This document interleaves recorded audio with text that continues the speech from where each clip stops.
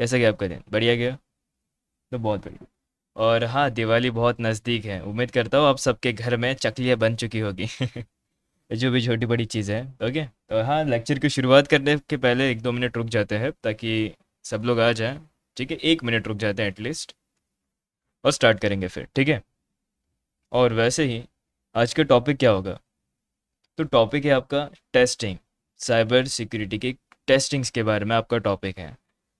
हाँ, मैं जानता हूँ कि ये टॉपिक थोड़ा सा थेरी है क्योंकि ये प्रैक्टिकल नहीं हो सकता फ़िलहाल। ठीक है, ये थेरी है आपका।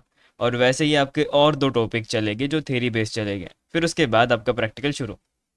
तो यूँ समझाओ तो आज आपका आखिरी लेक्चर है जो थेरी होगा। फिर नेक्स्ट लेक्चर में आपका प्रैक्टिकल होगा डायरेक्टली, जो भी नेक्स्ट लेक्चर होगा, क्योंकि हम उसमें इंस्टॉलेशन करेंगे और डार्क वेब डीप वेब को समझेंगे। ओके, चलेगा? वैसे ही करने वाले हैं। हाँ हाँ, मैं पूछ नहीं रहा, बता रहा हूँ कि हम वैसे ही करने वाले हैं ताकि उसमें हमारा सब कुछ इंस्टॉलेशंस का पार्ट कंप्लीट हो जाए। और ये इंस्टॉलेशन पहले करेंगे, फिर डार्क वेब को देखेंगे। ठीक है। तो पहले इंस्टॉलेशन करेंगे लिनक्स वगैरह की। मैं फिर भी आप सभी लोगों को एक यूट्यूब की वीडियो दे दूंगा, विंडोज़ के लिए भी और मैक ओएस के लिए भी, कि कैसे वर्चुअल बॉक्स को इंस्टॉल किया जाता है।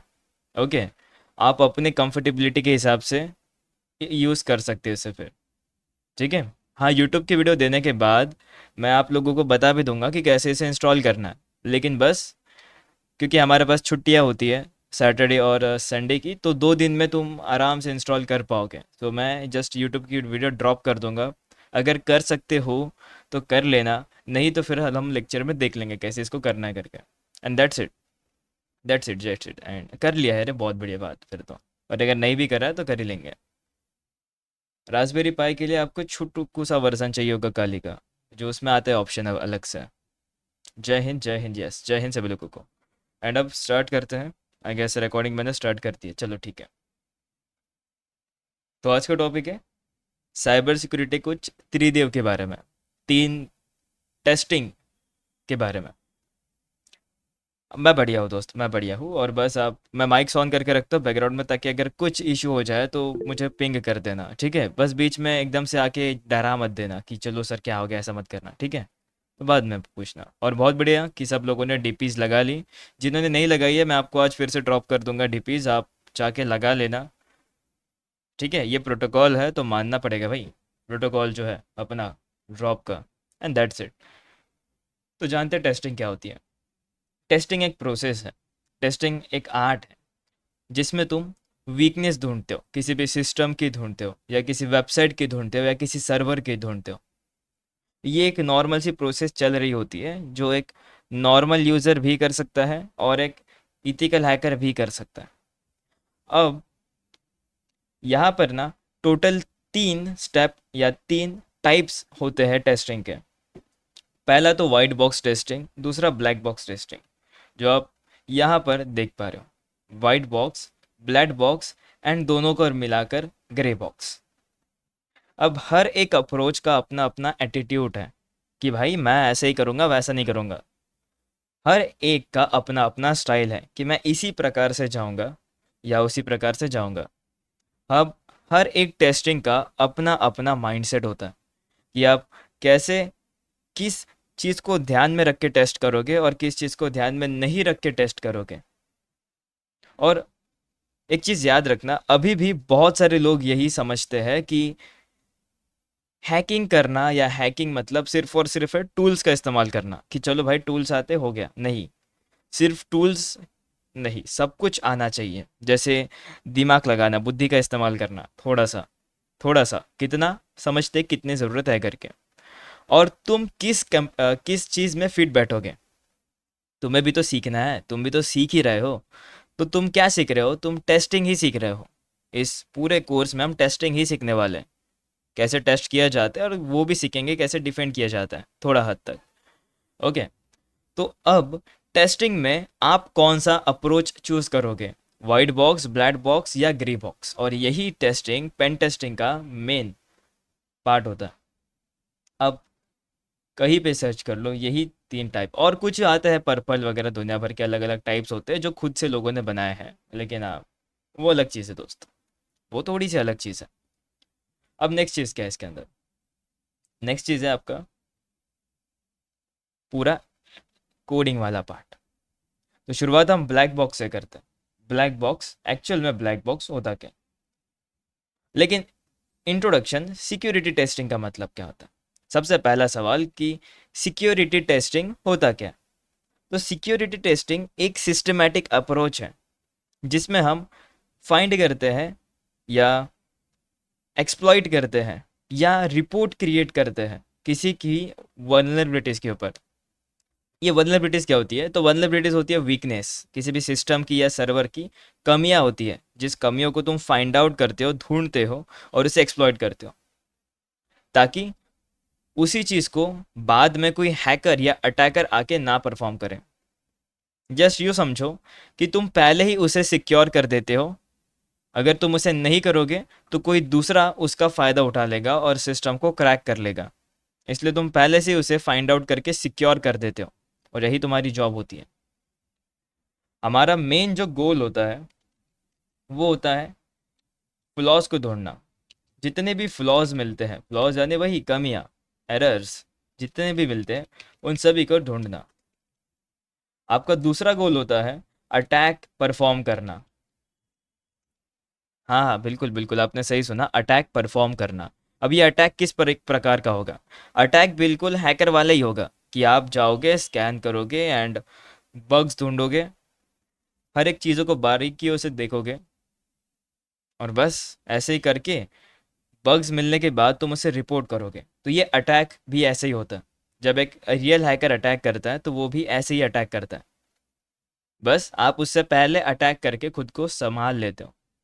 वो भी यही करता है, आप भी यही करोगे, बस आप उससे पहले करते हो ताकि आप उसे सिक्योर कर पाओ। और यही से आप अपने डिफेंस को काफ़ी ज़्यादा इम्प्रूव करते हो, या कहूँ स्ट्रेंथ प्रोवाइड करते हो। अपने डिफेंस को बहुत ज़्यादा उसका ऑरा प्लस करते हो, उसका डिफेंस इम्प्रूव करते हो। ओके, डिफेंस की स्पेलिंग गलत हो गई थी। एंड उसके बाद लास्ट है आपका ब्रीचेस से बचाना। अब टेस्टिंग करने का एक और बढ़िया फ़ायदा है कि इफ़ अगर मान लो आपको कुछ ऐसा बग मिल गया जो कि डेटाबेस को नुकसान पहुंचा सकता है, तो वो डेटाबेस वल्नरेबल हो जाएगा, और वल्नरेबिलिटी के कारण कोई भी हैकर उस डेटाबेस को ब्रीच कर पाएगा। ब्रीच मतलब लीक कर देगा, और अगर डेटा लीक हो गया तो बहुत नुकसान होता है। ये तो आप सभी लोगों को आइडिया लग गया होगा कि हाल फिलहाल में इतने लाखों मिलियंस डॉलर का तक नुकसान होता है। हाल फिलहाल में हमारी ओरेकल नाम की एक टीम थी, या टीम का, ये बहुत पुरानी कंपनी है, इसके ऊपर एक अटैक हुआ था हाल फिलहाल में। ज़ीरो डे अटैक हुआ था। ज़ीरो डे अटैक, इसमें इन लोगों के मिलियंस ऑफ डॉलर्स लग गए, क्योंकि इन्होंने रैंसमवेयर, इनके ऊपर अटैक हुआ था, रैंसमवेयर अटैक हुआ था। ठीक है, बहुत नुकसान इनका हुआ था। तो ये यूँ कहूँ तो डेटाबेस के ऊपर भी तुम कह सकते हो, क्योंकि रैंसमवेयर अटैक से सब कुछ ही करप्ट हो जाता है, सब कुछ पे ही ताला लग जाता है, सब कुछ पे पैसे देना पड़ता है। ये हम रैंसमवेयर के टॉपिक में जान चुके हैं पहले से। तो इसीलिए हम टेस्टिंग करते हैं अपने सिस्टम के ऊपर, ताकि हम ब्रीचेस से बचा पाए। तो मैं यहाँ पे लिखता हूँ prevent real world breaches. Okay, ताकि हम ये समझ पाए कि ब्रीचेस से बचाना भी हमारा काम होता है। ये हमारा मेन गोल होता है ऑफ टेस्टिंग, या कहूँ security testing. Okay, security testing. और हाँ, एक और चीज़, टेस्टिंग और सिक्योरिटी टेस्टिंग में फ़र्क होता है। ठीक है, सिक्योरिटी टेस्टिंग में आप बग्स ढूंढते हो, फाइंड आउट वगैरह करते हो चीज़ों को, जो अभी हमने यहाँ पे देखा।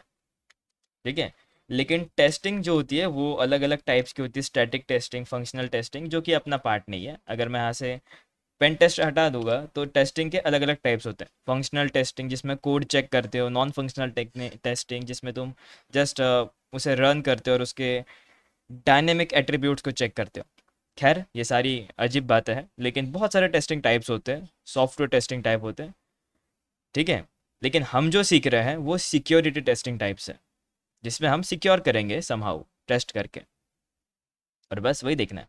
अब आता है पहला white box black box and grey box. तो पहले ब्लैक बॉक्स की बात करते हैं, क्योंकि ब्लैक बॉक्स आपके बहुत काम का होने वाला है। आ, इसे कंटिन्यू करने से पहले आप में से कितने लोगों को कोडिंग पता है पहले से, कि चलो भाई बचपन से हम कोडिंग करते हैं सर, ऐसा कुछ पता है? कोडिंग नहीं पता तो नहीं लिखो, एटलीस्ट मुझे आइडिया लग जाएगा तुम्हें नहीं पता करके। हाँ। पता है, ओके बढ़िया। कुछ कुछ को नहीं, कुछ कुछ को थोड़ा बहुत, हाँ वो थोड़ा बहुत भी काम का है। अगर तुम्हें थोड़ा बहुत भी आता है ना, वो भी अपने काम का है, क्योंकि वो एक पार्ट है टेस्टिंग का है। बहुत हद तक आइडिया है, बहुत हद तक नहीं भी पता, और हाँ ना। तो हमारे पास तीनों टेस्टिंग ग्रुप्स है, मतलब तुम सभी में से कोई बंदा वाइट बॉक्स में जा सकता है, कोई बंदा ब्लैक बॉक्स में, और कोई बंदा ग्रे बॉक्स में। अब ये कैसे, वही समझना है। तो ब्लैक बॉक्स का जो मेन काम है वो है बिना इंटरनल नॉलेज के टेस्टिंग परफॉर्म करना। अब इसका एग्जैक्ट मतलब क्या होगा, बिना इंटरनल नॉलेज का एग्जैक्टली मतलब क्या होगा? तो देखो, आपको दिया जाएगा एक सिस्टम, एक बेसिक सा सिस्टम, जिसके ऊपर आपको टेस्टिंग परफॉर्म करनी है। बस शर्त इतनी सी है कि आपको बस इतना बोला जाएगा कि भाई ये लो और इस पर टेस्टिंग करो। एक शब्द भी नहीं बताएंगे तुम्हें कि इसमें करना क्या है, कौन सी चीज़ कैसी करनी, कुछ भी नहीं बताएंगे। बस एक सिस्टम देंगे और उसे बोलेंगे इसे टेस्ट करो, और तुम अपना दिमाग लगाओगे और इसको ऐसे टेस्ट करोगे जैसे रियल में हैकर करता है। अब ऐसा कैसे? देखो भाई, अगर तुम्हें चोरी करनी है किसी घर के अंदर, एग्जाम्पल दे रहा हूँ, करने मत जाना। अगर तुम्हें चोरी करनी है किसी घर के अंदर, तो तुम क्या करोगे? सबसे पहले एकदम असली चोर की तरह सोचोगे और देखोगे कि घर के अंदर ऐसा कौन सा रास्ता है जिससे तुम जा सकोगे। घर का रास्ता ढूंढोगे, या फिर तुम ये देखोगे कि घर में कितने लोग हैं और कौन किस वक्त रहता है ना? तुम टाइम देखोगे, कौन से टाइम पर लोग जगते हैं, कौन से टाइम पर सोते हैं।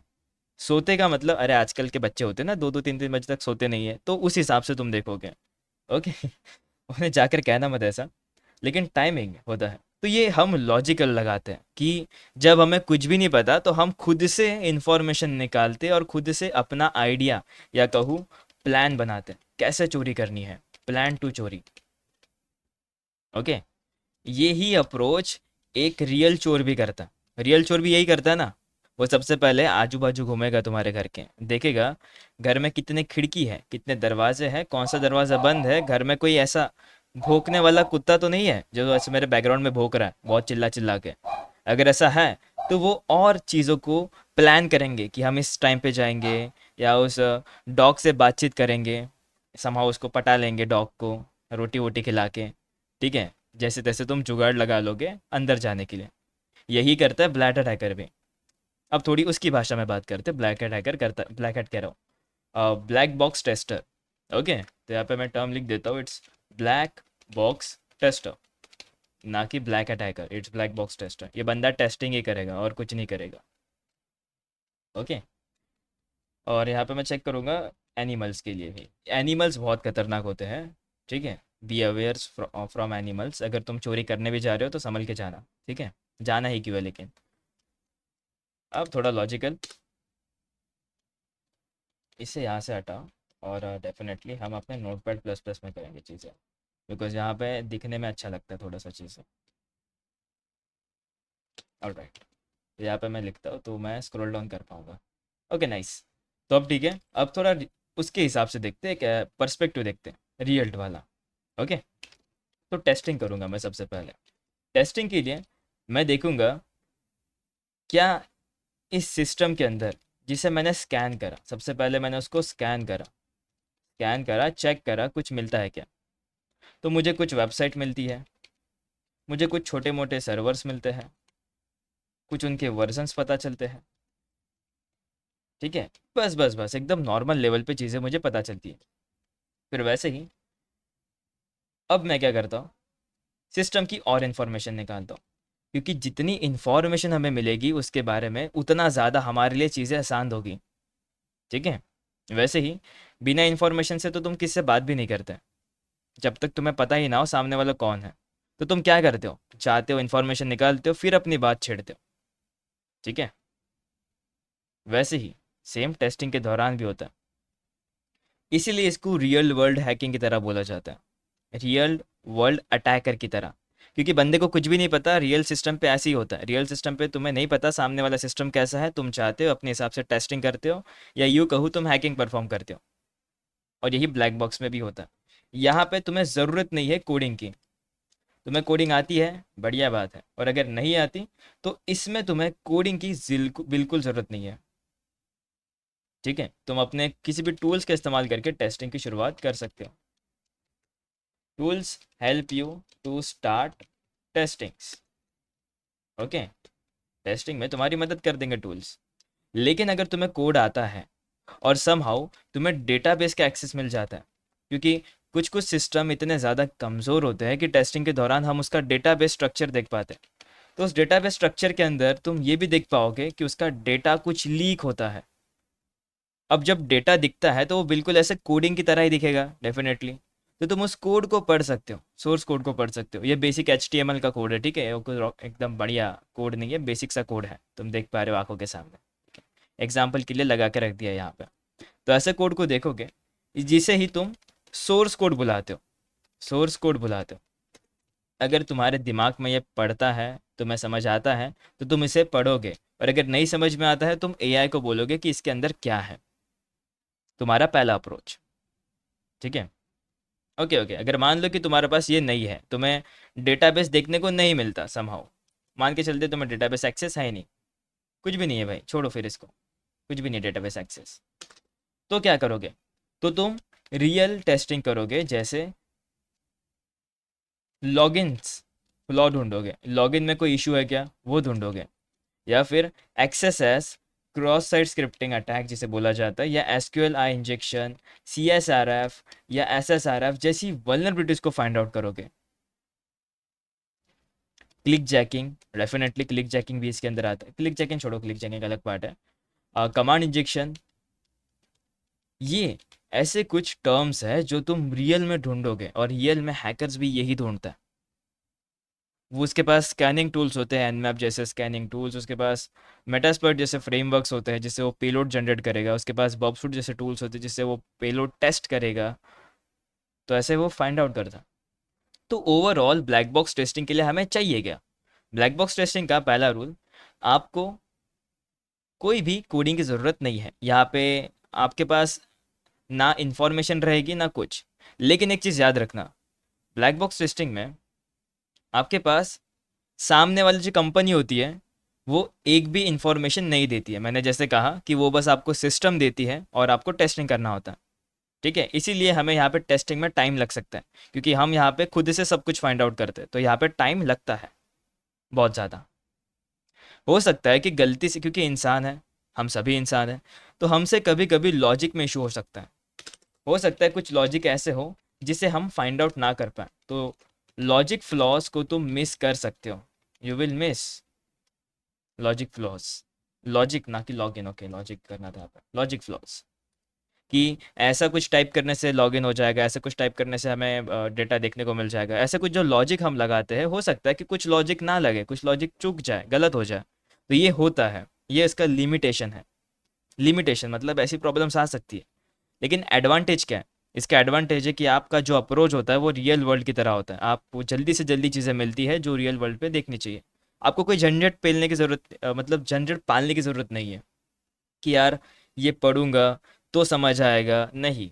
सिस्टम है, टेस्टिंग करी रियल की तरह, जो मिला वो मिला, जो नहीं मिला उसको डीप और टेस्ट करना पड़ेगा। इसीलिए कहते हैं कि अगर इतना बड़ा एरिया हो, इतना बड़ा सिस्टम हो, तो हो सकता है कोई ना कोई कोना आपसे छूट जाए, हो सकता है। दैट्स वाई इसको लिमिटेशंस में कवर अप किया गया। हाँ तो बस इतना ही। और लिमिटेशंस में एक और चीज़, आपके पास सोर्स कोड नहीं होता, मतलब डेफिनेटली सामने वाला जो सिस्टम है उसकी, या जो भी सर्विस है उसकी कोडिंग नहीं होती है। इसलिए आप अपना यहाँ पे भी लॉजिक नहीं लगा सकते कि अगर किसी को कोडिंग आती है तो वो लॉजिक लगा सकता है कि अगर मैंने इस वैल्यू को चेंज कर दिया तो क्या होगा, अगर मैं इसको फाइंड आउट करता हूँ और इसको चेंज कर देता हूँ तो क्या होगा। ये लॉजिक लगा सकते हो अगर कोडिंग रहा तो। कोडिंग ही नहीं रहेगा तो कैसे करोगे? तो ब्लैक बॉक्स टेस्टर के पास कोई कोडिंग नहीं होती है, ये उसका एक और लिमिटेशन है। ओके, बस अब बात करते हैं वाइट बॉक्स के बारे में। अब ब्लैक बॉक्स तो हमने जान लिया, इतना ब्लैक बॉक्स का काम। अरे यार ये लगाना पड़ता है कॉल। ओके, तो वाइट बॉक्स समझते हैं, वाइट बॉक्स क्या एग्जैक्टली। तो वाइट बॉक्स टेस्टिंग के लिए डेफिनेटली आपको चाहिए पूरा का पूरा कोडिंग नॉलेज। यहाँ पे यूँ कहो तो सॉफ्टवेयर टेस्टर की तरह चाहिए। यहाँ पे आपको कंपनी सिस्टम प्रोवाइड करती है। डेफिनेटली सिस्टम हर एक कंपनी प्रोवाइड करती है उनका खुद का सिस्टम जिस पे आप टेस्ट करोगे।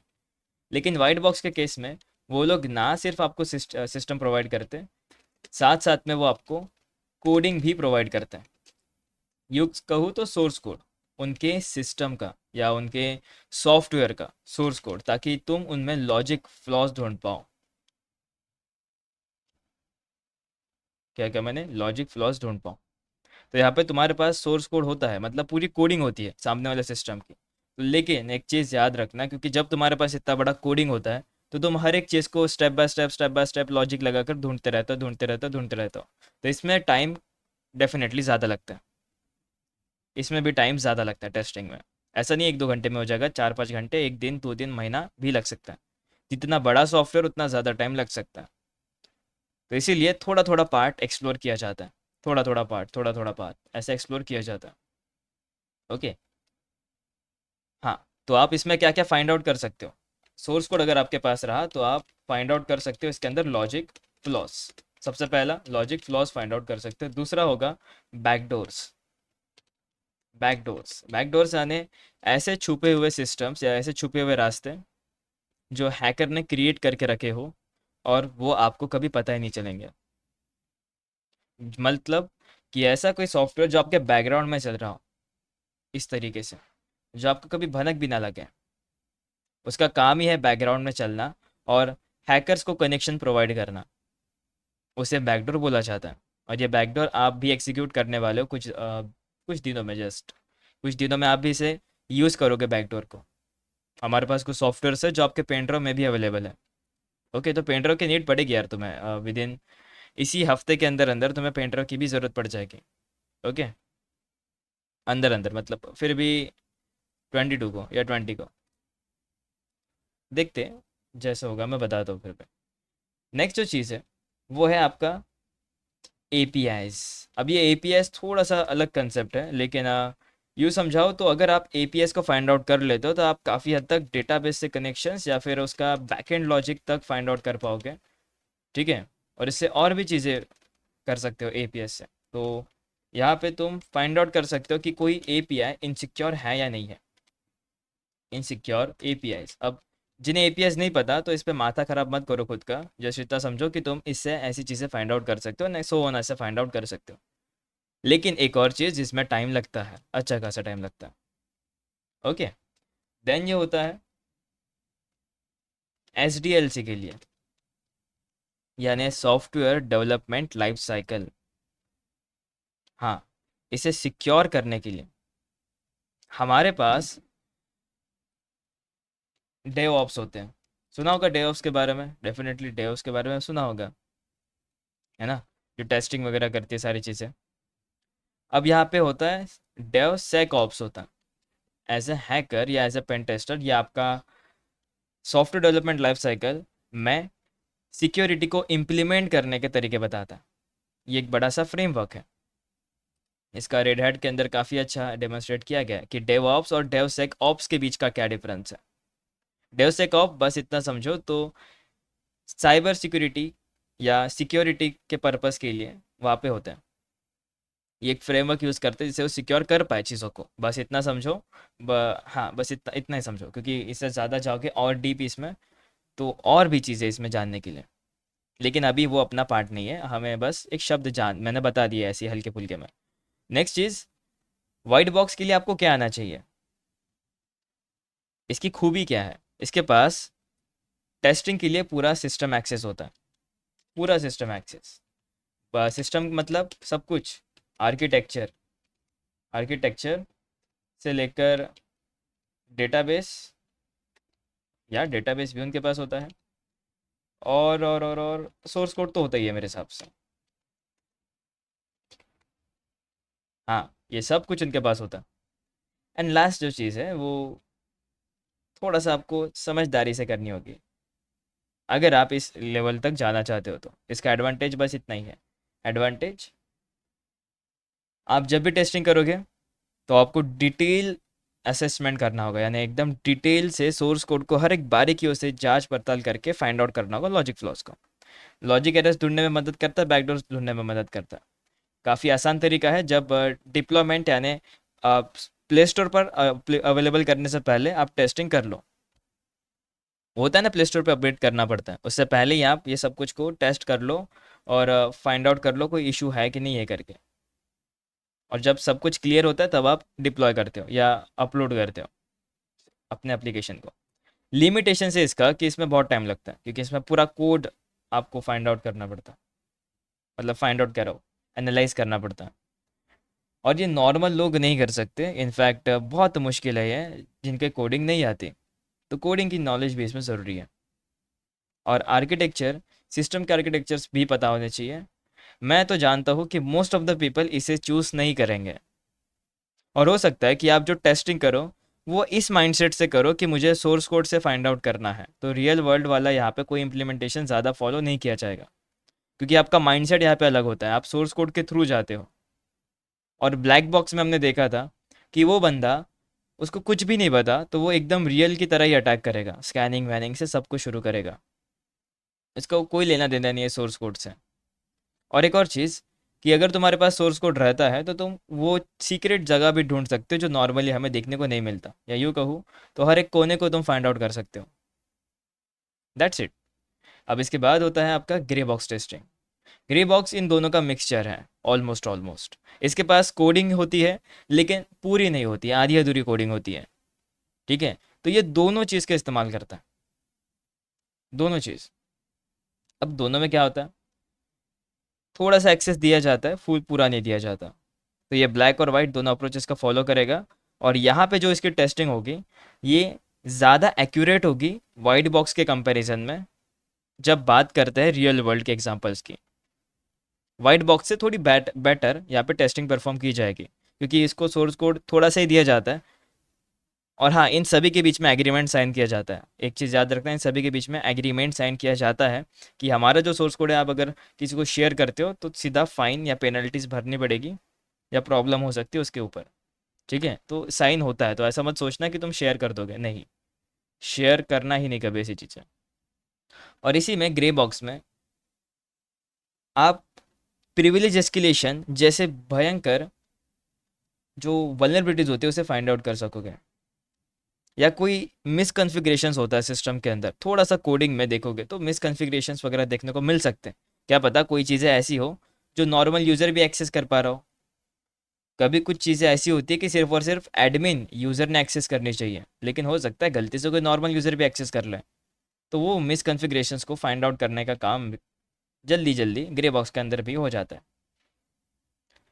ये ब्लैक बॉक्स से काफ़ी फास्ट है। ये वाइट बॉक्स और ब्लैक बॉक्स से थोड़ा सा एडवांटेज में रहता है। वाइट बॉक्स के कंपैरिजन में कहूँ तो वाइट बॉक्स के दौरान ये रियल वर्ल्ड ज़्यादा बढ़िया परफॉर्म करता है। और ब्लैक बॉक्स की बात करूँ तो ब्लैक बॉक्स में ये थोड़ा जल्दी फास्ट अप्रोच की तरह माना जाएगा, क्योंकि इसमें तुम्हें पता है शुरुआत कहाँ से करनी है। लॉगिन पेज दिख गया, लॉगिन पेज से शुरुआत करो। एडमिन पेज दिख गया, एडमिन पेज से शुरुआत करो। तुम्हारे पास थोड़ा सा सोर्स कोड होता है, उसी का इस्तेमाल करके तुम अपना दिमाग लगाकर चीज़ों को जल्दी जल्दी फाइंड आउट करते हो।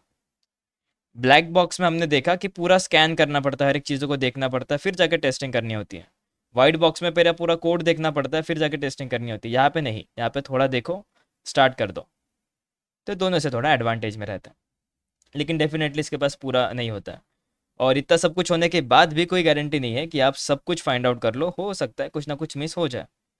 तो यहाँ पे आपको टेक्निकल और हैकर या अटैकर दोनों का माइंडसेट फॉलो करना पड़ता है, जिसमें कोडिंग भी समझ आनी चाहिए काफ़ी हद तक के, और अटैकर का माइंडसेट कि कैसे अटैक किया जा सकता है, कौन सा लूप होल में ढूंढ सकता हूँ, बस ये पता होना चाहिए। That's it, that's it. इतना ही है इसके अंदर, और कुछ नहीं है। ये इसकी लिमिटेशंस है। स्टिल ये टाइम ले सकता है अच्छा खासा। इतना ही था, इतना समझ में आ गया सभी को। कंक्लूजन इसका ये है, कंपेयर करके देखते हैं। आपको सिस्टम की इंफॉर्मेशन होनी चाहिए, वाइट बॉक्स के केस में हाँ आपको पूरी नॉलेज होनी चाहिए। ब्लैक बॉक्स के केस में आपके पास कोई नॉलेज नहीं होता, सिस्टम कैसा है क्या नहीं, कुछ नहीं होता। ग्रे बॉक्स के केस में आपके पास थोड़ा सा नॉलेज होता है सिस्टम के बारे में। रियल वर्ल्ड अटैक की बात करें तो वाइट बॉक्स में आप एक अलग माइंडसेट रखते हो, इसलिए आप अटैक रियल वर्ल्ड की तरह परफॉर्म नहीं कर पाते। ठीक है, आप बस चोरों वाला मास्क पहनते हो लेकिन चोरी नहीं कर पाओगे ढंग से। ब्लैक बॉक्स में आपने भले मास्क पहना हो या ना हो, लेकिन आपकी हरकतें बहुत चोरों वाली है।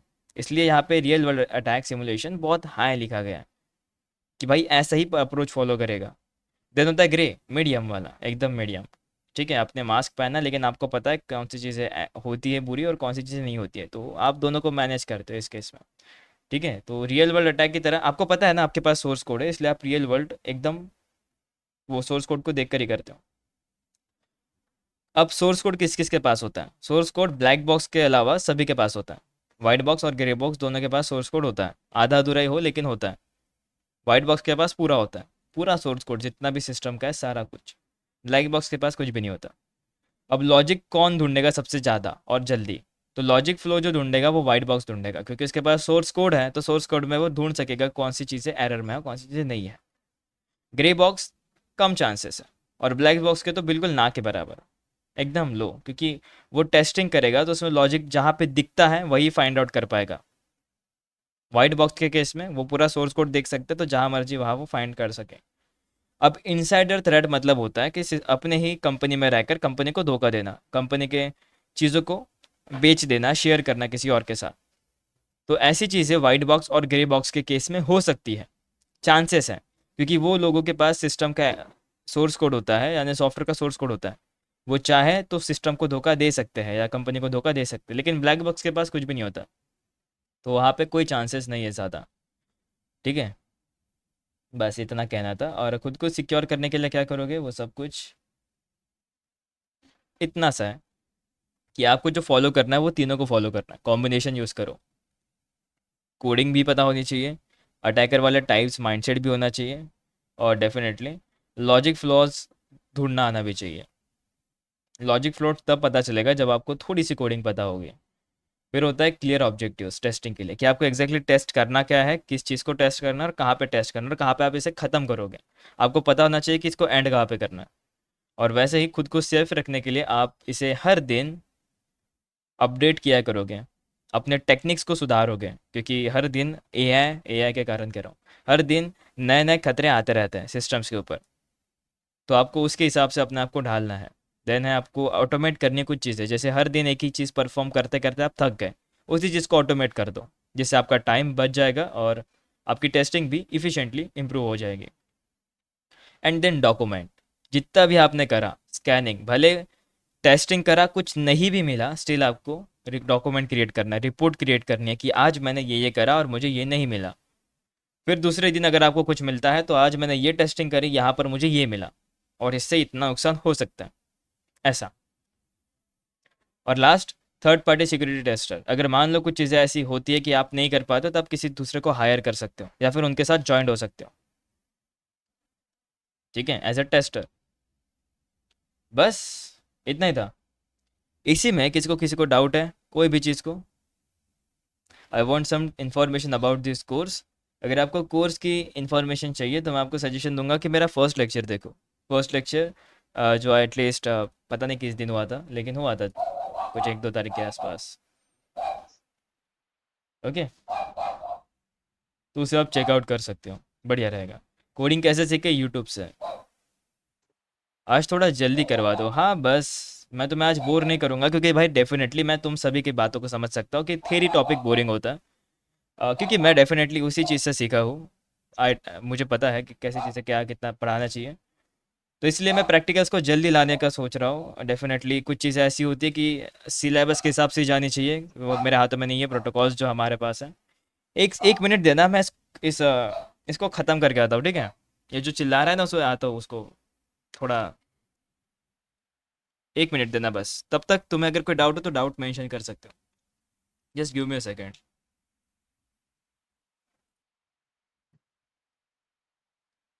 सुन लिया सुन क्या, पढ़ भी लिया। सर गए थे कुत्ते भगाने। तो डेफिनेटली यार मेरे ही घर का है, लेकिन क्या करूँ, चिल्ला चिल्ला रहा तो उसे अपने हिसाब से शांत कर दिया। ठीक है। वो मीम याद आ गया, कौन है जो इतना भौंक रहा है करके। खैर सारे नोट्स आपको मैंने पहले ही प्रोवाइड कर दिए ऑलरेडी, मैंने आप सभी को लिंक प्रोवाइड कर दी उस चीज़ की। मेरे को कोडिंग बिल्कुल भी नहीं आती, कोई बात नहीं, कोई आपको फोर्स नहीं कर रहा है कोडिंग के लिए, लेकिन एटलीस्ट एक अच्छा हैकर उसे थोड़ी सी आनी चाहिए। इतना आनी चाहिए कि वो समझ पाए। जैसे कि ये जो मैंने कोड ओपन करा, ये है क्या, ये HTML है, ये कौन सा टैग है, बस इतना पता होना चाहिए। ये स्टाइल टैग है, ये स्क्रिप्ट टैग है, ये लिंक टैग है, ऐसे बस इतना पता होना चाहिए कि इसका यूज़ कहाँ पे है, दैट्स इट। तुम्हें पूरा कोड रटने की कोई ज़रूरत नहीं है, ताकि एनालाइज करने में काम पड़े। ठीक है। कोडिंग की हेल्प से प्रॉब्लम जल्दी, उससे लॉजिक बिल्ड होता है दोस्त, या लॉजिक समझ आता है आपको। प्रैक्टिकल है बाकी है लास्ट लेक्चर्स के, डेफिनेटली दोस्त, अभी तो प्रैक्टिकल शुरू हो रहे हैं आपके। मुझे बस एक चीज़ कंफर्म करो कि आप सभी लोगों को types of security testing clear है, या कुछ डाउट है इसके ऊपर, तो मैं आगे फॉरवर्ड कर पाऊंगा आपको। करियर जो समझाना है, कुछ ना कुछ तो करोगे ना, तो करियर समझाना है तो डेफिनेटली करियर्स का टॉपिक बचा है, उसको करते हैं, तो आपको करियर्स के बारे में आइडिया हो जाएगा काफ़ी हद तक, काफ़ी अच्छा। और प्लीज़ माइक जिसका ऑन है, माइक ऑन करके सांसें मत लो दोस्त, माइक ऑफ करके लो, ताकि बढ़िया लगे ना थोड़ा सा देखने में। बस इतने ही। ब्लैक बॉक्स वाले हैकर होते हैं डिफेंडर, वो नॉर्मल टेस्टर होते हैं दोस्त, नॉर्मल टेस्टर होते हैं, उनका काम है टेस्टिंग करना।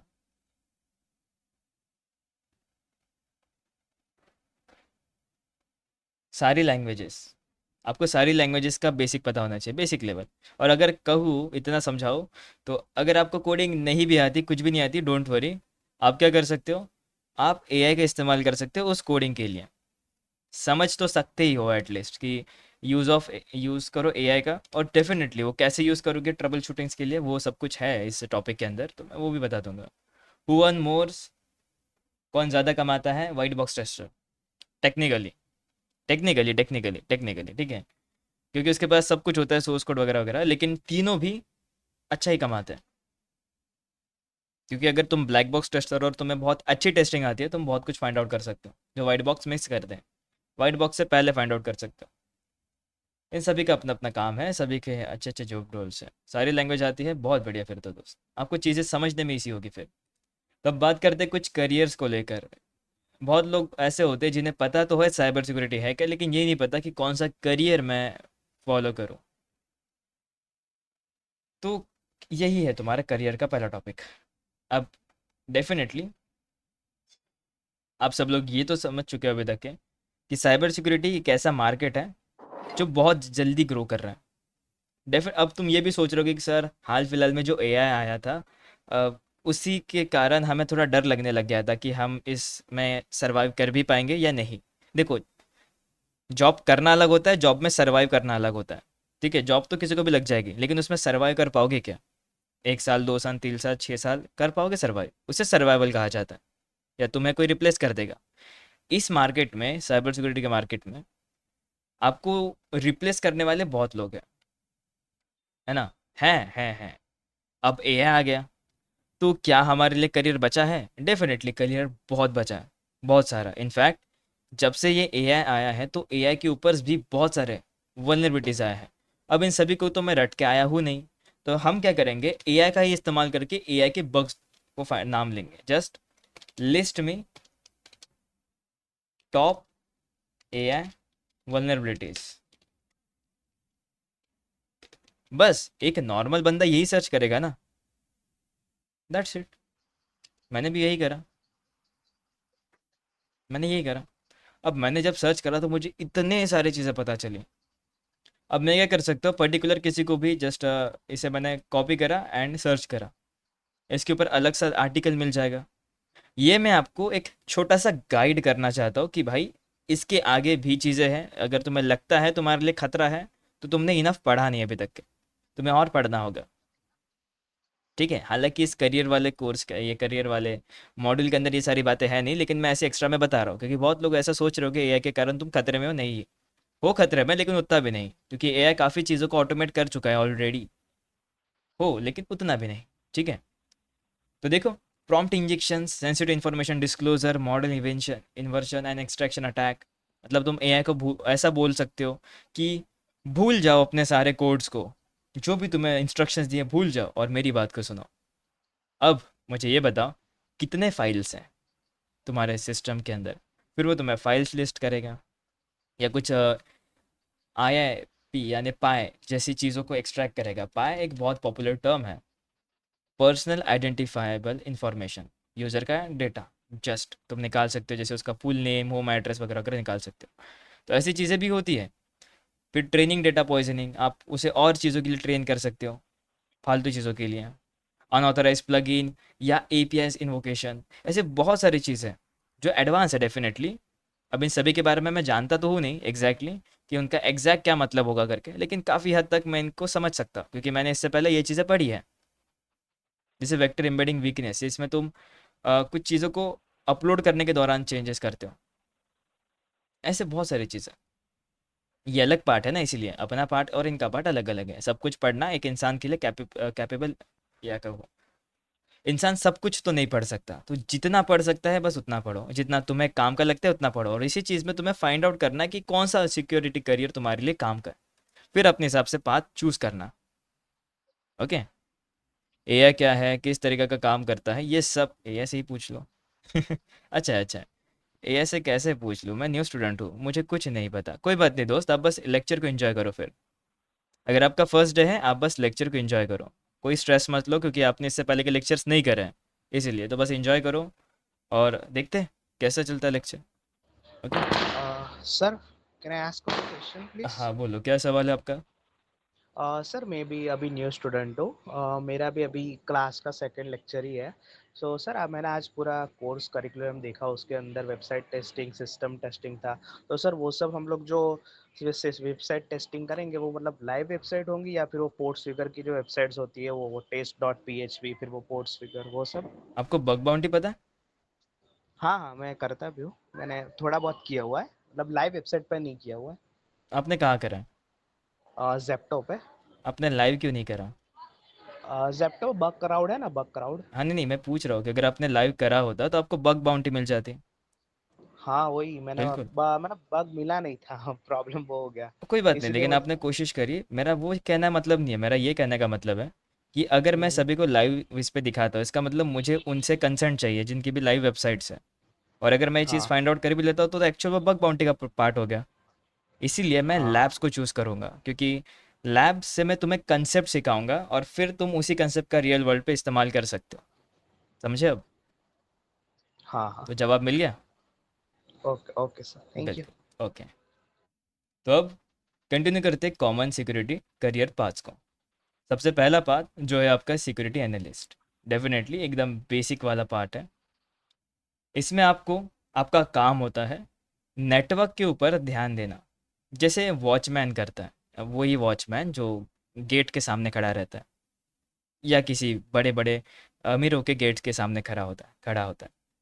तो यहाँ पर तुम बड़े बड़े कंपनीज के नेटवर्क्स को मॉनिटर करोगे और फाइंड आउट करोगे क्या कोई सिक्योरिटी इशू या ब्रीच या कोई भी ऐसी हरकतें होती है क्या नेटवर्क के ऊपर। क्योंकि जो शुरुआत होती है वो नेटवर्क से ही होती है, तो ये बंदा अगर ध्यान ना दे और ये बंदे ने अगर मिस्टेक कर दी, तो वही नेटवर्क से वो जो भी थ्रेट है वो सिस्टम के अंदर आ जाएगा, और सिस्टम के अंदर आने के बाद वो रैंसमवेयर जैसी चीज़ों को परफॉर्म कर सकता है। तो यहाँ पे बहुत इंपॉर्टेंट काम होता है इसका, नेटवर्क को सिक्योर करना, अलर्ट्स जनरेट करना। अगर उसे कुछ मिल भी जाता है तो वो अलर्ट्स जनरेट करता है कि ऐसा कोई चीज़ आ रही है, सिस्टम पे आई है करके, या उसका लॉग क्रिएट करता है कि इस दिन पे ये चीज़ आई थी। क्यों लॉग क्रिएट करता है? क्योंकि अगर मान लो कि बहुत बड़ा ब्रीच हो गया, कांड हो गया, इस पूरे कंपनीज में कांड हो गया, ब्रीच हो गया, तो अब इसका सबूत चाहिए कि हुआ क्या, कौन सी चीज़ हुई। तो ये लॉग फाइल बड़ी काम की चीज़ होती है वहाँ पे साइबर फोरेंसिक के दौरान। तो इसीलिए सिक्योरिटी एनालिस्ट का काम होता है। क्या काम है इसका? नेटवर्क को मॉनिटर करना, SEIM टूल्स को यूज़ करना, यानी security informations and event management जैसे बहुत सारे टूल्स आते हैं, स्प्लंक, क्यूरेडार, स्नॉट जैसे बहुत सारे टूल्स आते हैं। इसके बारे में उसको काफ़ी अच्छी नॉलेज होती है कि इनका यूज़ करके नेटवर्क को कैसे सिक्योर किया जा सकता है। और इन्हीं का यूज़ करके वो थ्रेड्स को एनालाइज करता है, क्यूरेडास वगैरह जैसे टूल्स का यूज़ करके। ठीक है, तो इसका इतना ही काम है, नेटवर्क के ऊपर सिक्योरिटी प्रोवाइड करना, नेटवर्क को ही सिक्योर करना पूरा कहो तो। आने वाला नेटवर्क, आने वाला थ्रेड्स, और हमारे सिस्टम से कोई बाहर कनेक्शन जाता है क्या, मलेशियस चीज़ों को फाइंड आउट करना, भाई इसका काम होता है। ठीक है, अगर आप इसमें इंटरेस्टेड हो तो आपको नेटवर्क के बारे में काफ़ी अच्छा नॉलेज होना चाहिए। देन आता है पेनिट्रेशन टेस्टर, यानी कहूँ इथिकल हैकर, यानी हम सभी लोग जो बनने जा रहे हैं। यहाँ पे हम क्या करते हैं, हम एक सिस्टम पकड़ते हैं, यहाँ पे हमारा काम होता है घुसकर चेक करना, हमारा काम होता है घुसकर चेक करना सिस्टम्स को, क्या उसका जो लॉक है वो ढंग से काम कर भी रहा है या कमज़ोर है, यूँ समझाओ। तो यहाँ पर हम टेस्टिंग करते हैं सिस्टम्स की, फाइंड आउट करते हैं वल्नरेबिलिटीज़ को, क्या वो वल्नरेबिलिटीज़ हाई पे है, लो पे है। हमने रिस्क मैनेजमेंट में क्वालिटेटिव अप्रोच पढ़ा था, क्वालिटेटिव असेसमेंट पढ़ा था, जिसमें हमने देखा था कि उसे कैटेगरी में डिवाइड किया जाता है, high medium and low. Definitely सब हाई मीडियम लो के बारे में जानते हैं, हाई यानी बहुत खतरनाक, लो मतलब बहुत कमज़ोर। तो यहाँ पर हमारा काम होता है बस ढूंढना, वो लो में है या मीडियम में है वो बाद में जज करेंगे, लेकिन पहले ढूंढो, अगर मिलता है तो बढ़िया चीज़ है। दूसरा क्या होता है, यहीं पर अगर तुम यहाँ से इथिकल हटा दो, तो एक हैकर चीज़ों को ढूंढने के बाद उसे एक्सप्लॉइट करता है, यानी उसे तोड़ने की कोशिश करता है, सिस्टम के अंदर मलेशियस तरीक़ों से घुसने की कोशिश करता है। लेकिन हमारा वो इंटेंशन नहीं होता, हमारा तो इतना सा इंटेंशन है कि भाई ढूंढो और बस पता लगाओ कितना नुकसान वो पहुंचा सकता है और कैसे उसको एक्सप्लॉइट किया जा सकता है। एक्सप्लॉइट करने का रास्ता तुम्हें ढूंढना होता है कि कैसे किया जा सकता है, और वही चीज़ को तुम्हें एक रिपोर्ट बनाकर देनी होती है। ठीक है, वही चीज़ का रिपोर्ट बनाओ एंड डन। अब इथिकल हैकर इसी चीज़ के लिए काफ़ी सारे टूल्स का इस्तेमाल करता है। कुछ पॉपुलर टूल्स का अगर नाम ले तो बर्ब सूट एकदम बहुत बढ़िया टूल जो वेब टेस्टिंग के लिए इस्तेमाल किया जाता है। इसमें आप रिक्वेस्ट को इंटरसेप्ट कर सकते हो इस टूल के अंदर। देन आता है मेटास्प्लॉइट, जो आपके पैरेट ओएस, काली लिनक्स सभी में ऑलरेडी इंस्टॉल है पहले से। और अगर इसे आप मैनुअली देखना भी चाहते हो तो आपको क्या करना होगा, सिंपल सा सर्च करना होगा मेटास्प्लॉइट, ये रहा आपका वेबसाइट मेटास्प्लॉइट की, और ये फ्रेमवर्क को डाउनलोड करने के लिए। लेकिन अगर बात करूँ तो आपके पास काली के अंदर पहले से ही इंस्टॉल है, ठीक है, मेटास्प्लॉइट फ्रेमवर्क के नाम से, तो आप यहाँ से भी यूज़ कर सकते हो। खैर इसका काम क्या है, फ्रेमवर्क है, तो आप इससे पेलोड जनरेट करना या पेलोड को मैनेज करना, कंट्रोल करना, सब कुछ यहाँ से कर सकते हो अपने अपने हिसाब से, सिस्टम के लिए, वेबसाइट के लिए, जो मर्जी हो। इसे हम यूज़ करने वाले कोर्स के अंदर ही इंक्लूडेड है। देन होता है एनमैप। एनमैप एक बढ़िया टूल है जो आपको स्कैनिंग के लिए काफ़ी मदद करता है, और एनमैप जैसे और टूल्स आते हैं, नेसस जैसे टूल्स आते हैं, निक्टो जैसे टूल्स आते हैं, ये सभी स्कैनिंग टूल्स हैं जो एक इथिकल हैकर यूज़ करता है टेस्टिंग के दौरान, क्योंकि ये टूल से बग्स जल्दी देखने को मिल जाते हैं, इफ़ अगर बग्स बहुत छुटकू से क्यों ना हो। ये रहा तुम्हारा एनमैप का वेबसाइट। ठीक है, और ये दिखता कैसा है, तो ये तुम्हारा कुछ इस तरीके से दिखेगा। बस तुम्हें यहाँ पे स्कैन करना है, फाइंड आउट करना है। इससे पहले मैंने किसी चीज़ को स्कैन करा होता तो मैं यहाँ पे दिखा देता, मेरे पास कोई हिस्ट्री अवेलेबल नहीं है। ठीक है, लेकिन स्कैनिंग के लिए हम किसी भी डीएनएस को यहाँ पे इम्प्लीमेंट, डीएनएस मतलब वही वेबसाइट का यूआरएल डाल देते हैं एंड डन, फिर वो स्कैनिंग शुरू कर देता है। ऐसा ये टूल है, विंडोज़ के अंदर भी है और लिनक्स के अंदर भी है। लिनक्स के अंदर ज़्यादातर tool C L I based होते हैं, सी एल आई मतलब कमांड लाइन इंटरफेस, यही तुम्हारा कमांड प्रॉम्प्ट वाला। हाँ, ऐसा ऐसा होता है। अगर आप nmap चलाना चाहते हो ऐसे केस में, तो आप nmap भी बिल्कुल ऐसे चला सकते हो। मैं आपको अभी बस हल्का फुल्का दिखा देता हूँ कि कैसे वो चलेगा लिनक्स के अंदर, हालांकि यहाँ पे मत चलाना है ऐसा। ठीक है, आप यहाँ पे nmap लिखते हो और आपका ये कोड चलता है कुछ इस तरीके से। ठीक है, मैं यहाँ पे क्लियर करता हूँ, और अब जैसे nmap लिखोगे, हेल्प लिखोगे, तो ये आपका कुछ इस तरीके से कमांड चलेगा, और बस यहाँ पे आप स्कैनिंग कर सकते हो nmap को, जो वेबसाइट, वो वेबसाइट को आप स्कैन कर सकते हो, जैसे google.com। स्कैन करो, स्कैनिंग शुरू हो जाएगी, और स्कैनिंग का रिजल्ट भी जल्दी आ जाएगा। ऐसे स्कैनिंग करके तुम्हें रिजल्ट देखने को मिल जाएगा ऐसे। ठीक है, इसके बारे में भी हम बाद में डिस्कस करेंगे, क्योंकि ये तुम्हारा प्रैक्टिकल है न, आपका प्योर सेशन, मतलब बड़ा सेशन। प्योर क्या होता है, नेक्स्ट। इसके लिए आपको टेस्टिंग के टूल्स के बारे में समझना होगा। आपको बेसिक लेवल पर जुगाड़ लगाना आना चाहिए। जुगाड़ समझता क्या होता है? मैं बताता हूँ। मान लो कोई चीज़ें रन नहीं हो रही है, तो आप थोड़ी मुंह फुला के बैठ जाओगे, नहीं ना, आप तो कुछ उसको फाइंड आउट करोगे ना कि कोई दूसरी स्क्रिप्ट है क्या नहीं, कोई एआई का यूज़ करके क्रिएट करोगे कुछ। तो यहाँ पे आप जुगाड़ करते हो, तो इसके लिए जुगाड़ करने के लिए भी आपको नॉलेज होना चाहिए बेसिक लेवल पर। तो इसलिए यहाँ पे एक्सपर्टीज की ज़रूरत होती है थोड़ी सी। थोड़ी सी मतलब देखो भाई, जब मैं थोड़ी सी बोलता हूँ तो थोड़ी सी का काफ़ी ज़्यादा मतलब होता है। मेरे हिसाब से वो थोड़ी सी है, लेकिन तुम्हारे हिसाब से वो काफ़ी ज़्यादा है।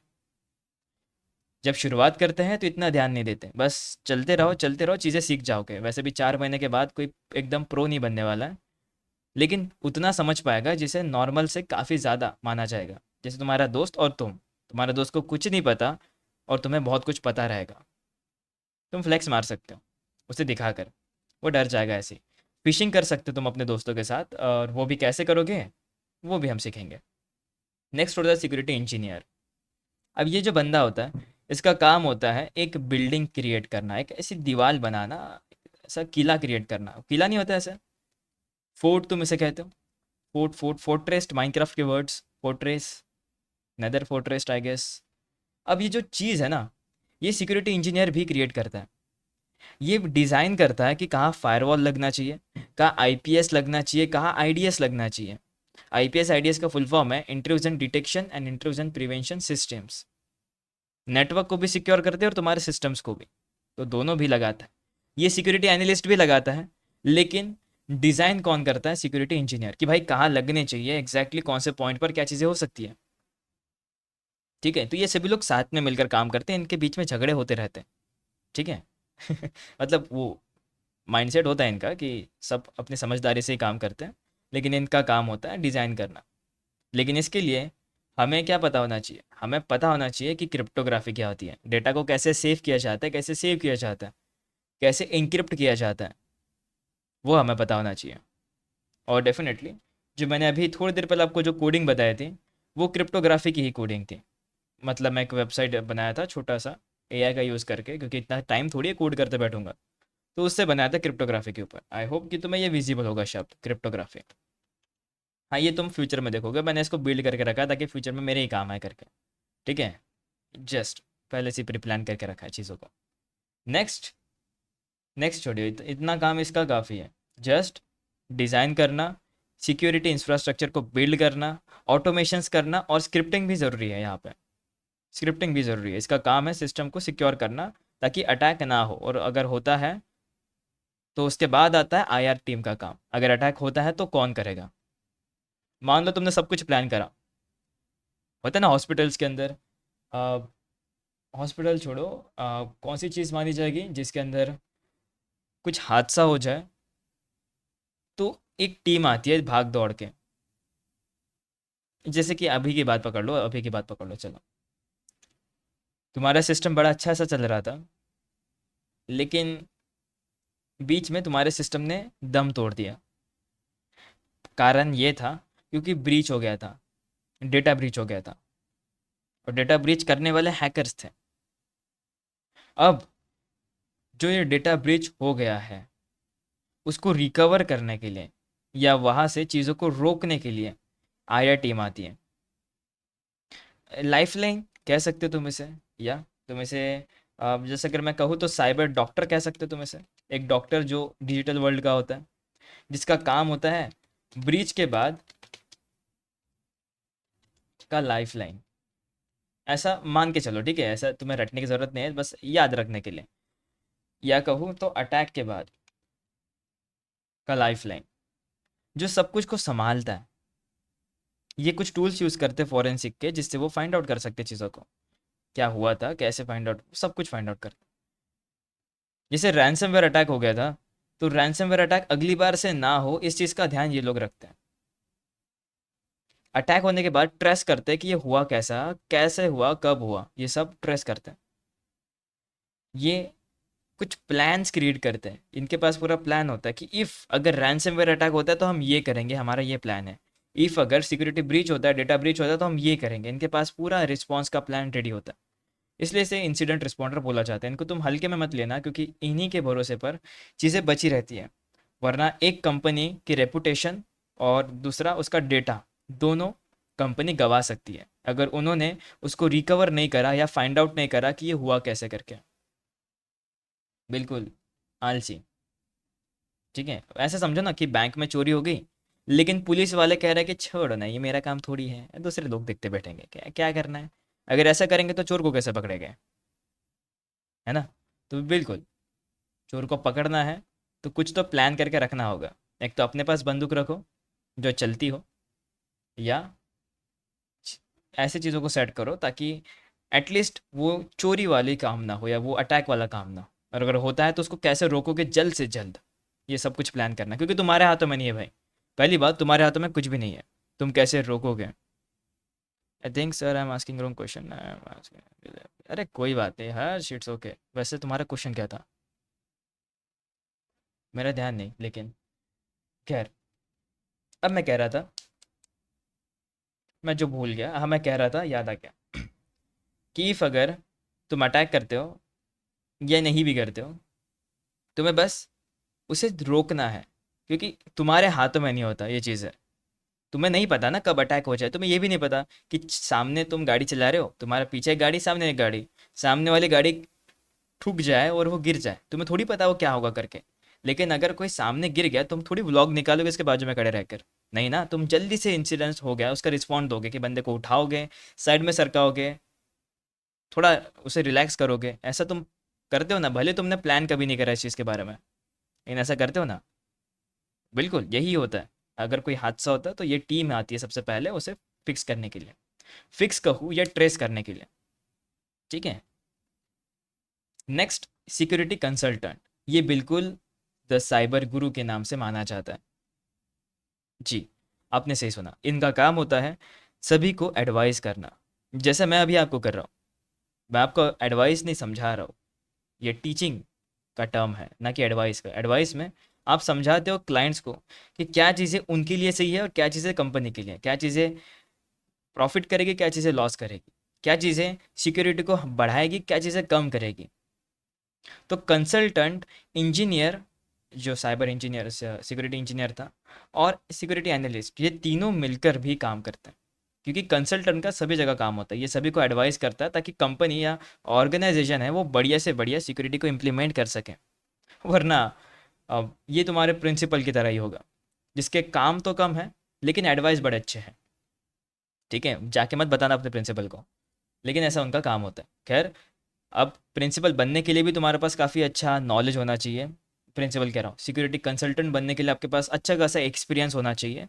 और डेफिनेटली ये जो शुरुआत हमने करी यहाँ से, 0 to 1 ईयर का एक्सपीरियंस से लेकर, 0 to नहीं कह सकते, एटलीस्ट 1 साल 2 साल के एक्सपीरियंस से लेकर टोटल 5 से 6 साल का एक्सपीरियंस या मिनिमम 10 साल का एक्सपीरियंस चाहिए अगर आपको सीसो बनना हो तो। सीसो बनना हो तो, सीसो क्या है?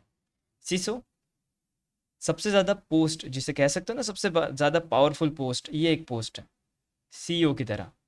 चीफ इंफॉर्मेशन सिक्योरिटी ऑफिसर, एक ऐसा बंदा जो कैप्टन होता है किसी भी ऑर्गेनाइजेशन का। मान लो तुम एक जहाज पे हो जिसका नाम है साइबर शिप। साइबर शिप, अरे कुछ भी, फैंटेसी क्रिएट कर लेना कभी भी खुद से। देखो, फैंटेसी क्रिएट करनी आनी चाहिए। डोरेमोन देखा नहीं कभी बचपन में?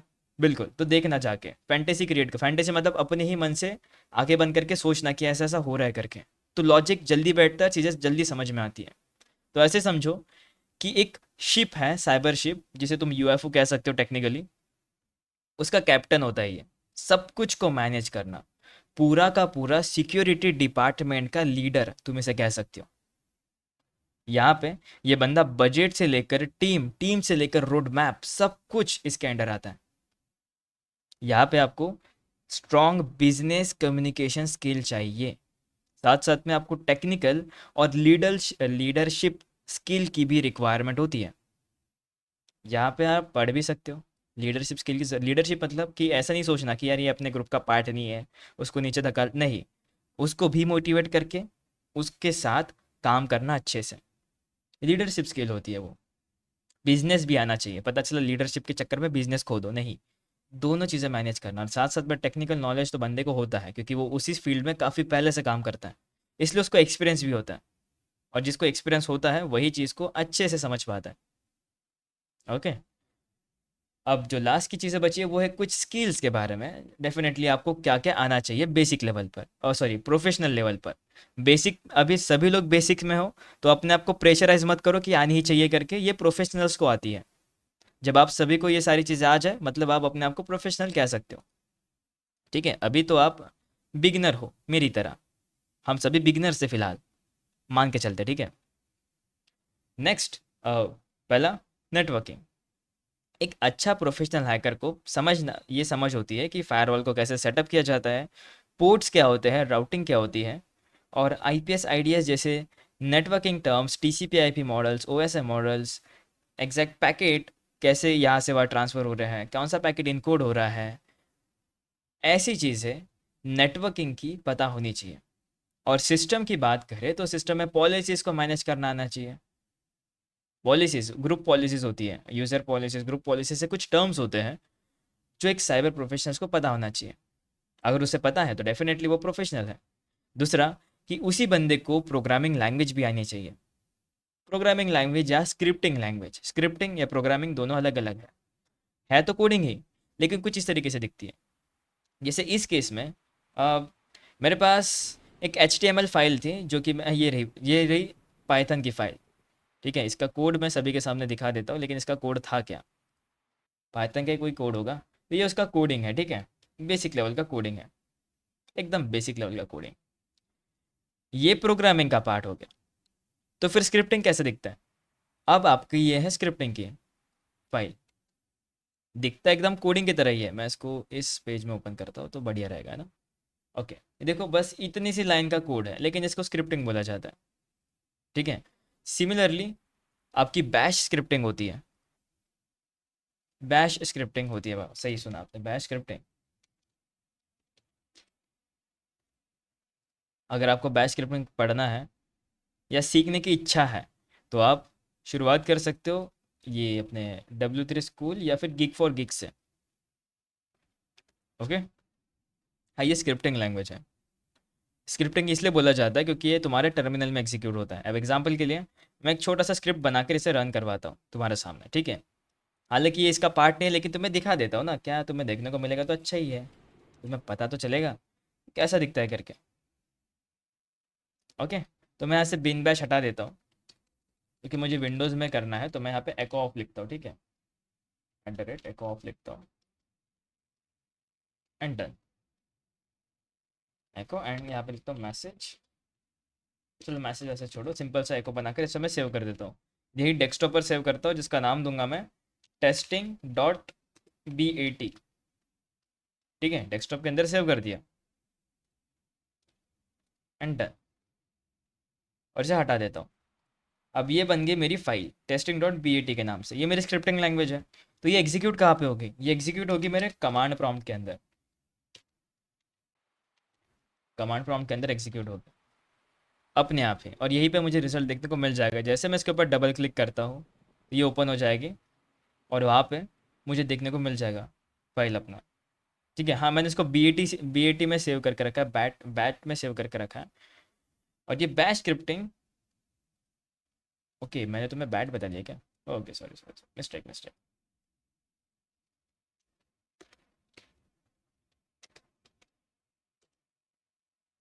हम गलत जगह चले गए थे। थोड़ी सी गलत हो गई थी, लेकिन लेकिन अगर मेरे पास लिनक्स होता तो मैं तुम्हें लिनक्स का दिखाता, ठीक है। ये लिनक्स का पार्ट है, ये वाला छोटा सा। करके देखते ना, करके देखते।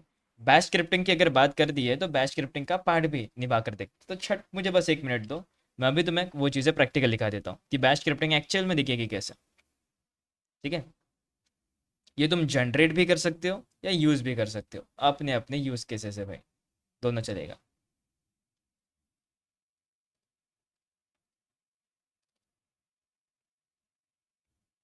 ओके, जस्ट 1 मिनट ताकि ये स्टार्ट हो जाए, और मैं वही फाइल को कॉपी कर लेता हूँ जिसको मैंने कॉपी करा था शुरुआती दौर में।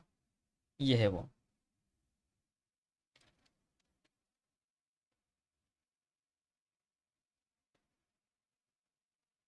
और जब तक ये आपकी फाइल ओपन होती है, तब तक हम थोड़ा सा और इंटरेस्टिंग पार्ट को जानते हैं। अब जो साइबर प्रोफेशनल होता है, या साइबर सिक्योरिटी प्रोफेशनल होता है उसे सिक्योरिटी टूल के बारे में भी काफ़ी नॉलेज होता है, जैसे कि वायर शार्क क्या होता है, जैसे कि एनमैप क्या होता है, जैसे कि मेटास्प्लॉइट क्या होता है। ऐसे ये सिर्फ इतने से टूल्स नहीं है, इसके अलावा भी काफ़ी सारे टूल्स है। बीफ होता है आपका, बर्बसूट होता है आपका, आपके पास जैप होता है, निक्टो होता है। ऐसे न जाने कितने सारे टूल्स हैं, आप दुनिया भर के स्क्रिप्ट चलाते हो, तो ये टूल्स का नॉलेज एक साइबर सिक्योरिटी प्रोफेशनल को होता है। इसलिए यहाँ पे ईटीसी दिया है, एक्सेट्रा, इससे ज़्यादा भी पता होता है। देन कुछ फ्रेमवर्क्स जैसे लॉज के बारे में उसे पता होता है कि क्या चीज़ें अपने हित में है या अपने कंट्रोल में और क्या चीज़ें नहीं है। नेस्ट आईएसओ जैसे काफ़ी सारे हिप्पा वगैरह जितने भी है रूल्स लॉज, वो सभी कुछ उसे पता होता है। ओके, तो मैं ये पता नहीं क्या कर रहा था। ओके, तो मैं अपने मेन ओके ओके तो मैं अपने मेन पैराटोवर्स के अंदर नहीं हूँ, मैं टेम्पररी पैराटोवर्स के अंदर हूँ। ठीक है, ये टेम्पररी मैंने इसलिए बोला क्योंकि यहाँ पे तुम इंस्टॉल देख पा रहे हो, ये इंस्टॉलिंग के लिए आ रहा है। ठीक है, मेरा मेन पैराटोवर्स इसी के अंदर है, लेकिन जस्ट मैंने उसको स्विच नहीं करा है। और अगर मैं अभी स्विच करके दिखाऊंगा तुम सब लोग चकरा जाओगे, इसलिए खैर मुझे बूट फाइल में जाना होगा उसके लिए। अभी के लिए यहीं पे रन कर लेते, बैश का कोई दिख नहीं रहा है अपने को। ये अपना कमांड है, ठीक है, ये अपना कमांड है, याद रखना इसे। सबसे पहले मैं क्रिएट करूंगा फाइल को जिसका नाम होगा टेस्टिंग या demo, demo dot S H, S H यानी बैश। इसको मैंने क्रिएट करा। ठीक है, अब मैं उसके अंदर जस्ट ये कोड इंसर्ट कर दूंगा नैनो की मदद से और एंटर कर दूंगा। ठीक है, हेलो वर्ल्ड के बाद मैं अपना नाम दे दूंगा यहाँ पर, हेलो वर्ल्ड, और यहाँ पे अपना नाम दे दूंगा। ठीक है, TRUTHV है, एंटर। सेव करके एग्जिट कर दिया। अब इसको रन करने के लिए ये कौन सी फाइल है सबसे पहले ये कंफर्म करना होगा, तो ये है अपनी bash file. Bash file, B यानी Bourne, again shell, BASH, shell. ठीक है, तो आप इसको रन करने के लिए बैश लिखकर फाइल का नाम दे सकते हो, तो आपका ये फाइल इस तरीके से रन होगा। या फिर आप इसे एग्जीक्यूटेबल की परमिशंस दे सकते हो, हालांकि तुम सभी को, किसी को, बहुत लोगों को कम पता होगा कि इसे क्या बोला जाता है, कैसे किया जाता है। तो इसीलिए जब हम इसको लिनक्स में पढ़ेंगे तब इसे एग्जीक्यूट करेंगे। फिलहाल के लिए ये दो तरीके हैं। अगर आप इसे परमिशन नहीं देते हो तो आपको नॉर्मल बैश लिखना होगा, और अगर आप इसे परमिशन देते हो एग्जीक्यूटेबल की तो आपको ऐसे लिखना होगा। जिनके सिर के ऊपर से गया डोंट वरी, ये एक छोटी सी स्क्रिप्टिंग थी जो मैंने एग्जाम्पल के तौर पर दिखा दी। अब इसको आगे में हम कंटिन्यू करेंगे जब हम एक्चुअल में जाएंगे उसमें। ठीक है, तब तक के लिए मैं इसे रिस्टार्ट कर देता हूँ झटपट से और अपने सिस्टम को।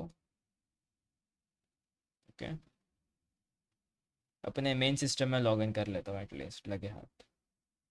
ओके, तो ये तो होता रहेगा। तुम्हें इसमें किसी को कोई डाउट है बैश स्क्रिप्टिंग में? खैर हमने ऐसी टॉपिक को छेड़ लिया, एक उतना टेंशन मत लो तुम फिलहाल। ओके, तो अब मैं आ गया अपने मेन फोल्डर के अंदर। ये है मेरा मेन पैराडोस, जो भी है तो मैं इसका टेंशन मत लो। नेक्स्ट है आपका problem solving and analytics skills.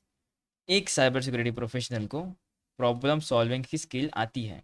उसे उसने इतने सारी चीज़ों को एक्सपीरियंस कर लिया होता है अपने ज़िंदगी में, जिसको पता है कौन सी चीज़ को कैसे सॉल्व किया जाता है। तो एक्सपीरियंस मैटर करता है प्रॉब्लम सॉल्विंग के लिए भी। ऐसा नहीं कि सिर्फ आईक्यू लगाने चले जाओगे। आईक्यू वहीं पे लगता है जहाँ पे लॉजिकल चीज़ें हो, कुछ कुछ जगह पे आपको एक्सपीरियंस की भी ज़रूरत होती है। तो प्रॉब्लम सॉल्विंग की स्किल उसके पास होनी चाहिए, जो कि डेवलप तभी होगी जब आप प्रॉब्लम्स को देखोगे। या एनालिटिकल की, किसी भी स्क्रिप्ट को आपके सामने रख दिया तो वो कैसी है, कैसे उसे तुम समझोगे। एग्जाम्पल के लिए ये स्क्रिप्ट, अब आप इसको समझ पा रहे हो नहीं?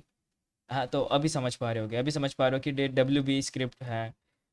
मैसेज बॉक्स आएगा, हेलो वर्ल्ड कुछ ऐसा प्रिंट होगा। कुछ फंक्शंस यूज़ किए गए हैं कमांड करने के लिए।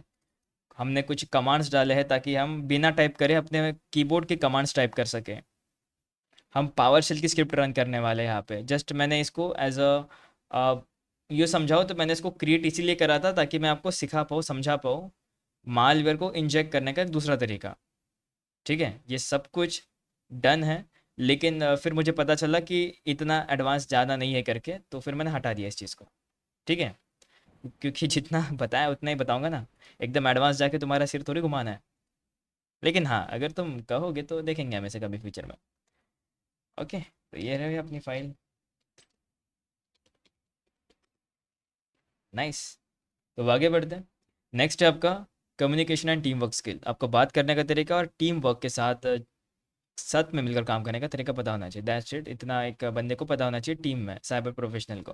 जैसे होता है सर्टिफिकेशंस के बारे में, एंट्री लेवल सर्टिफिकेशंस जैसे आपका CompTIA, security plus, Cisco CCNA, CAH, ये सब एंट्री लेवल यानी बिगिनर्स लेवल के। यहाँ पे आप सब कुछ जो भी सीखोगे बिगिनर लेवल पे ही सीखोगे, ठीक है। और एंट्री लेवल के लिए DCSC भी माना जाएगा, लेकिन ये DCSC इन दोनों के बीच में है, एंट्री और इंटरमीडिएट के बीच में है, क्योंकि इसमें आपको बहुत सारी चीज़ें प्रैक्टिकल भी है और नेटवर्किंग का नॉलेज भी है और डेफिनेटली एडवांस चीज़ें भी है बहुत सारी, ठीक है। तो ये इसके बीच में माना जाएगा मेरे हिसाब से। अब तुम सब अपने हिसाब से इसको कैटेगरी में डिवाइड कर सकते हो। किसी को ये बिगिनर पे भी लग सकता है, किसी को बिगिनर से कम भी लग सकता है, किसी को एडवांस भी लग सकता है। सबके अपने अपने इच्छा होती है, ठीक है, उसका कोई मनाही नहीं है। तो एंट्री लेवल की सर्टिफिकेशंस एटलीस्ट आपको पता होने चाहिए। वो है कॉम्प्टिया प्लस, कॉम्प्टिया सिक्योरिटी प्लस, जिसमें बेसिक बताया गया है आपको साइबर सिक्योरिटी के बारे में। सिस्को CCNA नेटवर्किंग के ऊपर का सर्टिफिकेशन लेवल है। देन CEH, ये EC काउंसिल द्वारा बनाया गया सबसे बढ़िया इथिकल हैकर का सर्टिफाई कोर्स है। इसके वर्जन्स आते हैं काफ़ी सारे। CH के V7, 8, 9, 10, अभी तो लेटेस्ट में 13 था, V13 था इनका लेटेस्ट में, CH V13, CH, अरे CEH V13 इनका नाम था अभी फ़िलहाल में, इसी काउंसिल्स वाला, ठीक है। तो ये है इनका लेटेस्ट कोर्स CH का, ठीक है, वर्जन 13। ये क्लिकेबल नहीं है शायद, ये मेरे इसमें क्लिक नहीं हो रहा है इसमें, थोड़ा छोटा करके देखता हूँ। स्टिल ये क्लिकेबल नहीं है, ओके। और जो नेक्स्ट चीज़ है वो है आपका इंटरमीडिएट लेवल वाला, यानी certified information security system, system security professional, CISSP। ये सभी कोर्स 25,000 के ऊपर है, ठीक है, सभी कोर्स। अगर आप सिस्को CCNA की भी बात करो, ये भी अच्छा खासा महंगा कोर्स है। अब इसका एग्जैक्ट अमाउंट कोई, हम देखते हैं यार, इनका नाम देखते हैं। I will just list you and just let me know the price of them. अपना समय कीमती है, तो इसी समय को बचाने के लिए मैं बोलता हूँ यहाँ पे, लिस्ट में प्राइसिंग अकॉर्डिंग टू इंडिया।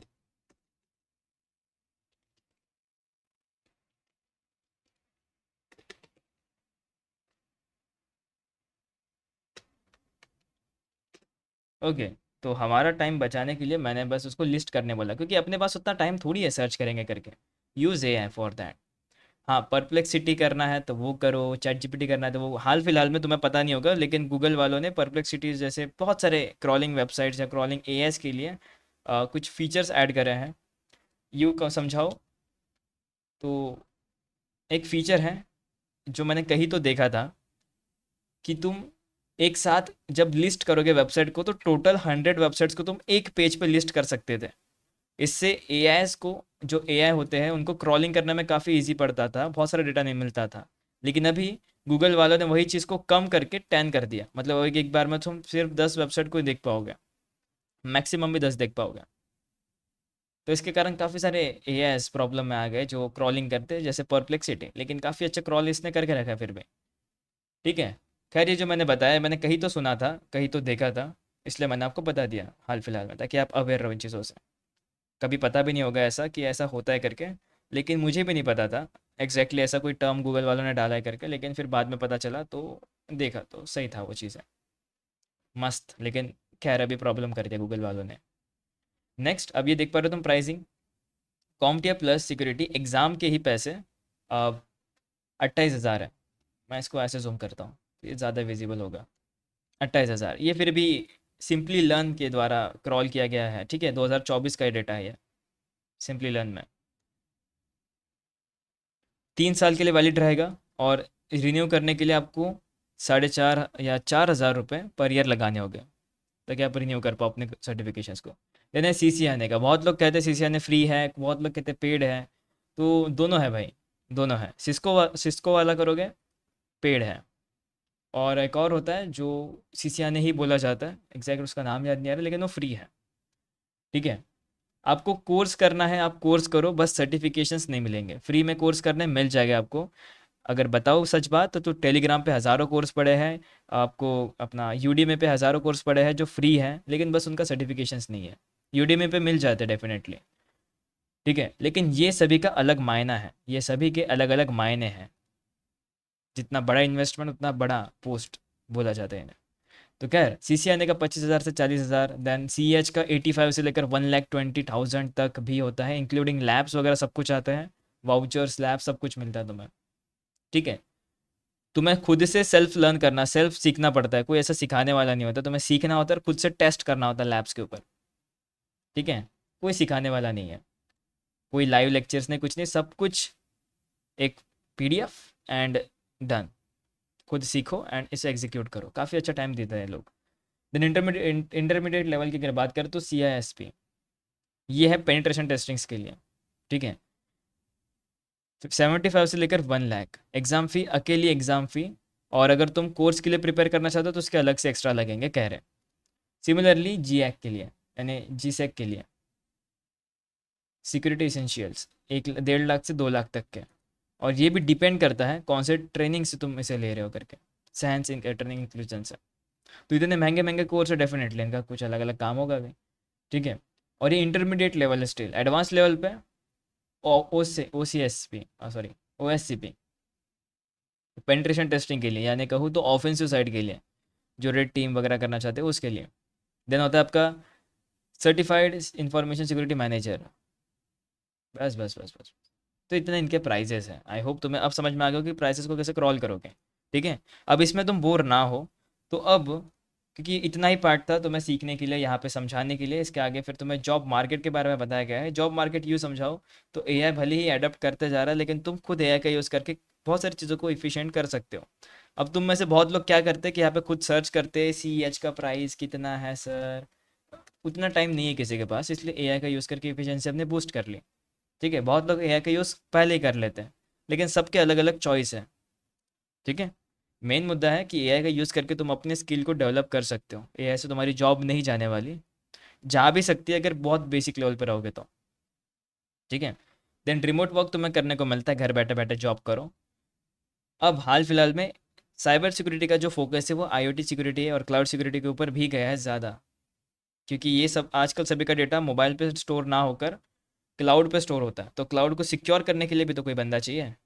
तो डेफिनेटली क्लाउड सिक्योरिटी का एक अलग चीज़ आती है। देन आईओटी सिक्योरिटी, तुम्हारे सीसीटीवी कैमरास, प्रिंटर्स को सेव करने के लिए, या जितने भी डिवाइसेस है जिनको इंटरनेट एक्सेस लगता है उन सभी डिवाइस को सिक्योर करने के लिए आईओटी सिक्योरिटी का टॉपिक आता है। देन थ्रेट इंटेलिजेंस, तुम यहाँ पर एनालाइज करते हो किसी भी थ्रेट्स को। बस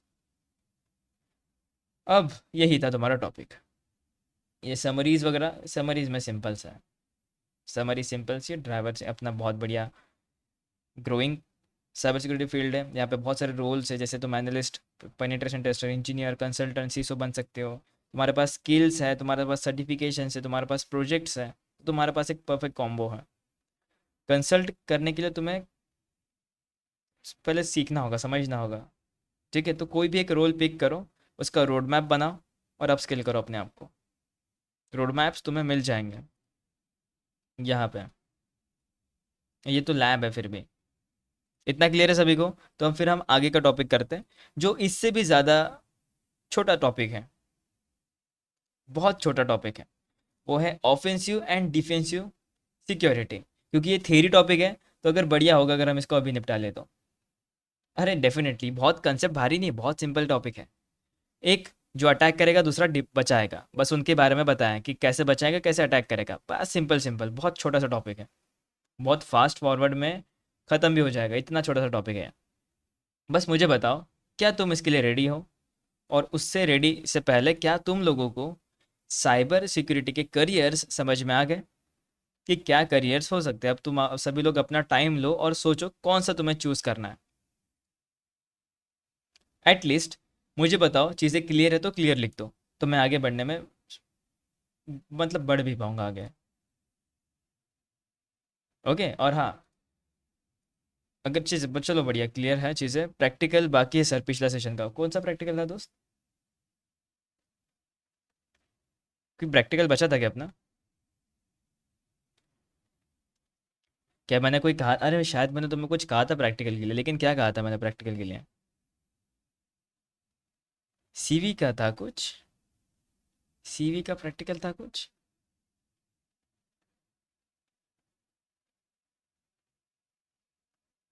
इंट्रूजन क्या होता है? इंट्रूजन यानी किसी भी थ्रेड्स कह सकते हो तुम उन्हें, खतरे कह सकते हो। साइबर थ्रेड कह सकते हो उन्हें। नेटवर्क के ऊपर आ सकते हैं, सिस्टम के ऊपर आ सकते हैं। उनसे प्रिवेंट करने के लिए दो सिस्टम्स हैं, एक प्रिवेंशन सिस्टम और एक डिटेक्शन सिस्टम। डिटेक्शन में सिर्फ अलर्ट क्रिएट होते हैं, प्रिवेंशन में उन्हें रोका जाता है एक्चुअली, रियल टाइम पे। इंट्रूजन माने खतरे। और क्या था, लेकिन वो मैं सच में भूल गया कि मुझे क्या प्रैक्टिकल करवाना था आज। अगर कोई प्रैक्टिकल है भी सच में आज जो तुम कह रहे हो, किस टॉपिक पे था? क्योंकि लास्ट लेक्चर में हमने सीवी पढ़ा था, साइबर लॉस पढ़े थे। सीवी का कोई प्रैक्टिकल भी बचा था क्या? अरे हाँ, अब याद आया, हमें एफटीपी करना था I guess. Yes yes yes, तो एफटीपी का हो ना? एफटीपी का हो ना? वहाँ पे कहा सीवी सीवी कर रहे हो तुम भी। एफटीपी का हो, एफटीपी। तो ठीक है, अभी कर ले उसको फिर। पैरेट का पासवर्ड फॉरवर्ड कैसे करें दोस्त? लिनक्स के पासवर्ड फॉरवर्ड करना इम्पॉसिबल है। इम्पॉसिबल, ये वन ऑफ द सिक्योरेस्ट सिस्टम में से एक है लिनक्स। विंडोज़ तो भी हैक हो जाएगा, लिनक्स नहीं हो सकता।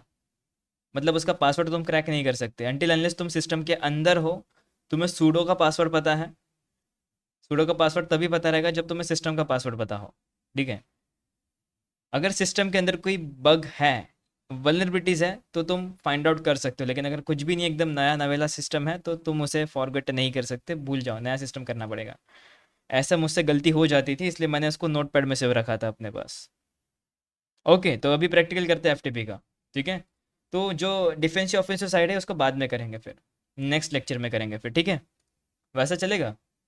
कर लेते सीवी का प्रैक्टिकल, बढ़िया है तो होगा। और बचेगा क्या फिर अपने पास?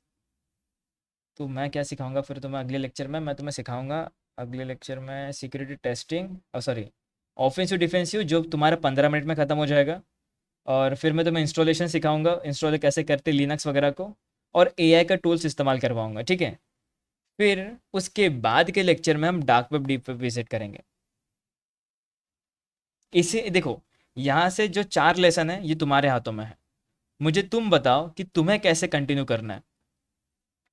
देखो, इंस्टॉलेशन तो होने ही वाले 100%। इन चीज़ों में शफल कर सकते हो, ठीक है? अपना समय लो और मुझे बताओ, ताकि मैं तुम्हें वही चीज़ सिखा पाऊँ जो तुम जानना चाहते हो। डेफिनेटली सिलेबस के हिसाब से ही जा रहे हैं, लेकिन थोड़ा ऊपर नीचे चलता है, उतना तो हम एडजस्ट कर सकते हैं। उतना रिस्क तो ले ही सकते हैं लास्ट लेक्चर में जो देखा था। और चलो देखते हैं फिर। अगर हो जाएगा हमारा एफटीपी तुम्हें समझ आता है, तो मैं नेक्स्ट लेक्चर में तुम्हें सिक्योरिटी और डार्क वेब डीप वेब भी दिखा दूंगा। इंस्टॉलेशन करेंगे सबसे पहले। तुम्हारे पास 2 दिन होते हैं, तुम अगर इंस्टॉल कर पाते हो बढ़िया, वरना क्या करेंगे, संडे को एक छोटा सा सेशन ले लेंगे 1 घंटे का, जिसमें इंस्टॉलेशन में कवर अप करवा दूंगा। क्योंकि इंस्टॉल करना कोई बड़ी बात नहीं है भाई, ये सभी को आना ही चाहिए, क्योंकि इसके चक्कर में हम एक लेक्चर बर्बाद नहीं कर सकते।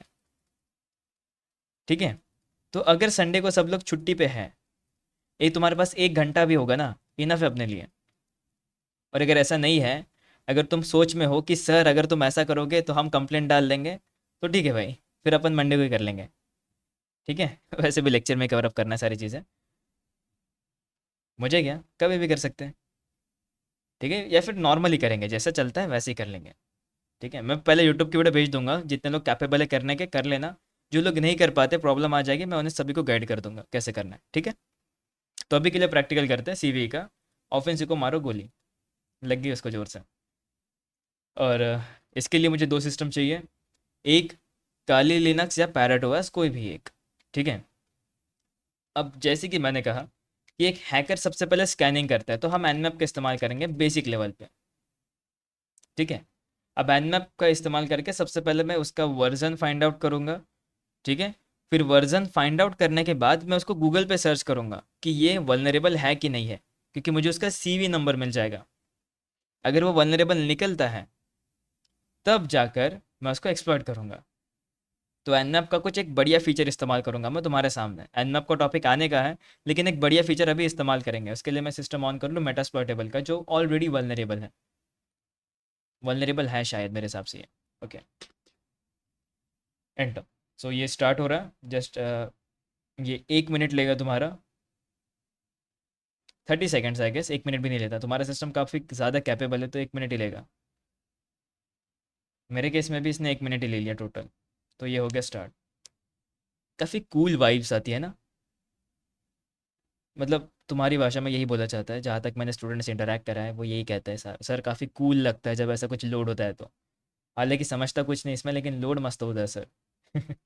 ठीक है, कोई बात नहीं। ये लास्ट की जो फाइल है ये तुम्हारी बूट फाइल है, स्क्रिप्ट वाली जो रन हुई, जस्ट एग्जीक्यूट हुई है। और हमें लॉगिन करने के लिए MSF एडमिन लिखना होगा ताकि मैं लॉगिन भी कर पाऊँ। ओके, मैंने पासवर्ड गलत डाल दिया। MSF admin, MSF admin.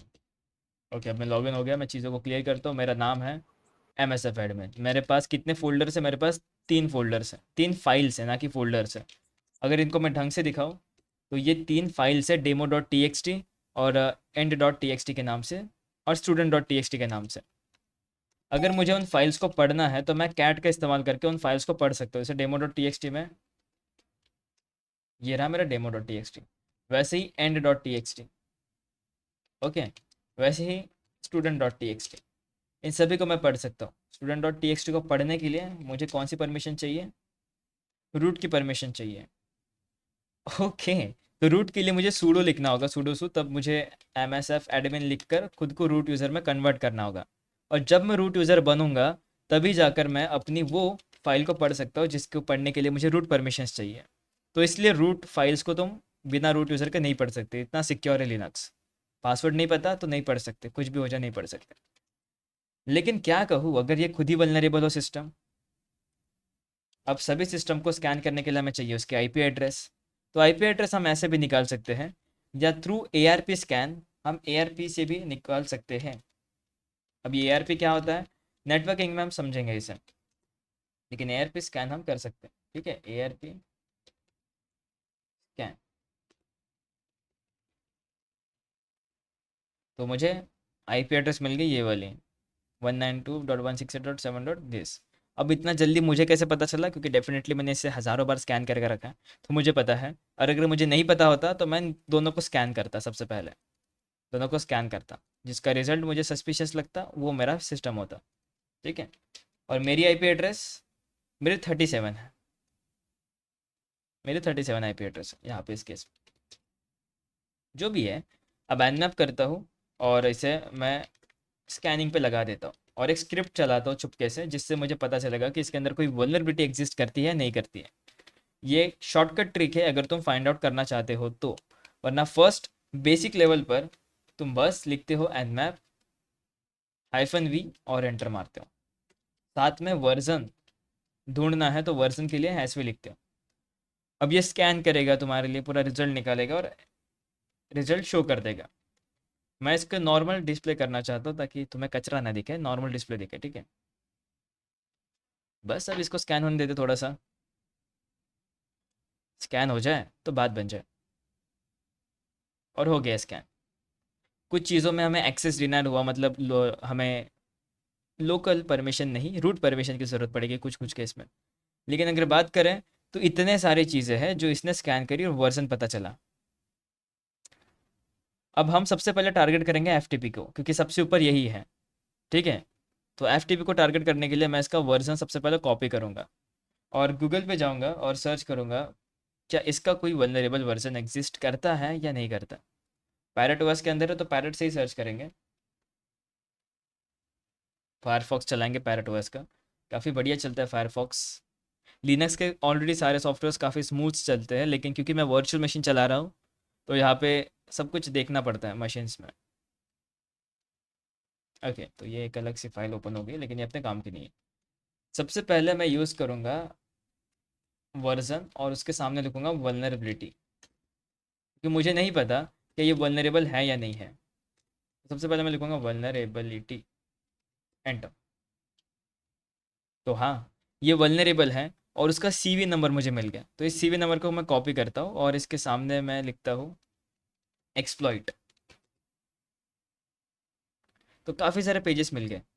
CV, इसका ये पेज मिल गया, गिटहब का पेज। ठीक है, हालांकि जो हमारा इंपॉर्टेंट पेज है वो है ये वाला, ये पेज है। यानी इसके अंदर हमें स्क्रिप्ट देखने को मिल जाएगी कुछ इस तरीके से। फुल स्क्रीन करो सबसे पहले, यहाँ पे हमें स्क्रिप्ट देखने को मिल जाएगी। लेकिन हमारे पास और भी ऑप्शंस होते हैं, जैसे ये गिट की फाइल। अब इसमें कहा है ना कि इसको तुम कर सकते हो करके, तो बस हमें इसको डाउनलोड करना है और एग्जीक्यूट करना है। तो इसका कोड मैंने कॉपी करा और अपने सिस्टम के अंदर मैं एक टेम्प्रेरी फोल्डर बनाता हूँ, let's say C D drop. मेरे पास पहले से एक फोल्डर अवेलेबल है ड्रॉप के नाम से, इसके अंदर काफ़ी सारी फाइल्स हैं।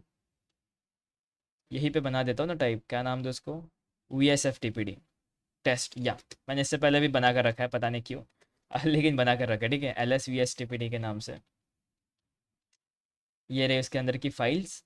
तो उसी के अंदर जाते हैं फिर से, उसी फोल्डर के अंदर चले जाता हूँ मैं, ताकि हमें पता तो चले कि हम क्या यूज़ कर रहे हैं करके। ठीक है, उसके अंदर आ गया मैं, नाइस। ओके, तो मेरे पास कुछ कोड है जो मैं कॉपी करके आया था, ये कमांड्स। और मैं जैसे इसको एग्जीक्यूट करता हूँ, रन करता हूँ, अगर इसे मैं स्टेप बाय स्टेप करूँगा तो भी मेरा काम बन जाएगा, और अगर नहीं भी करता तो भी मेरा काम बन जाएगा।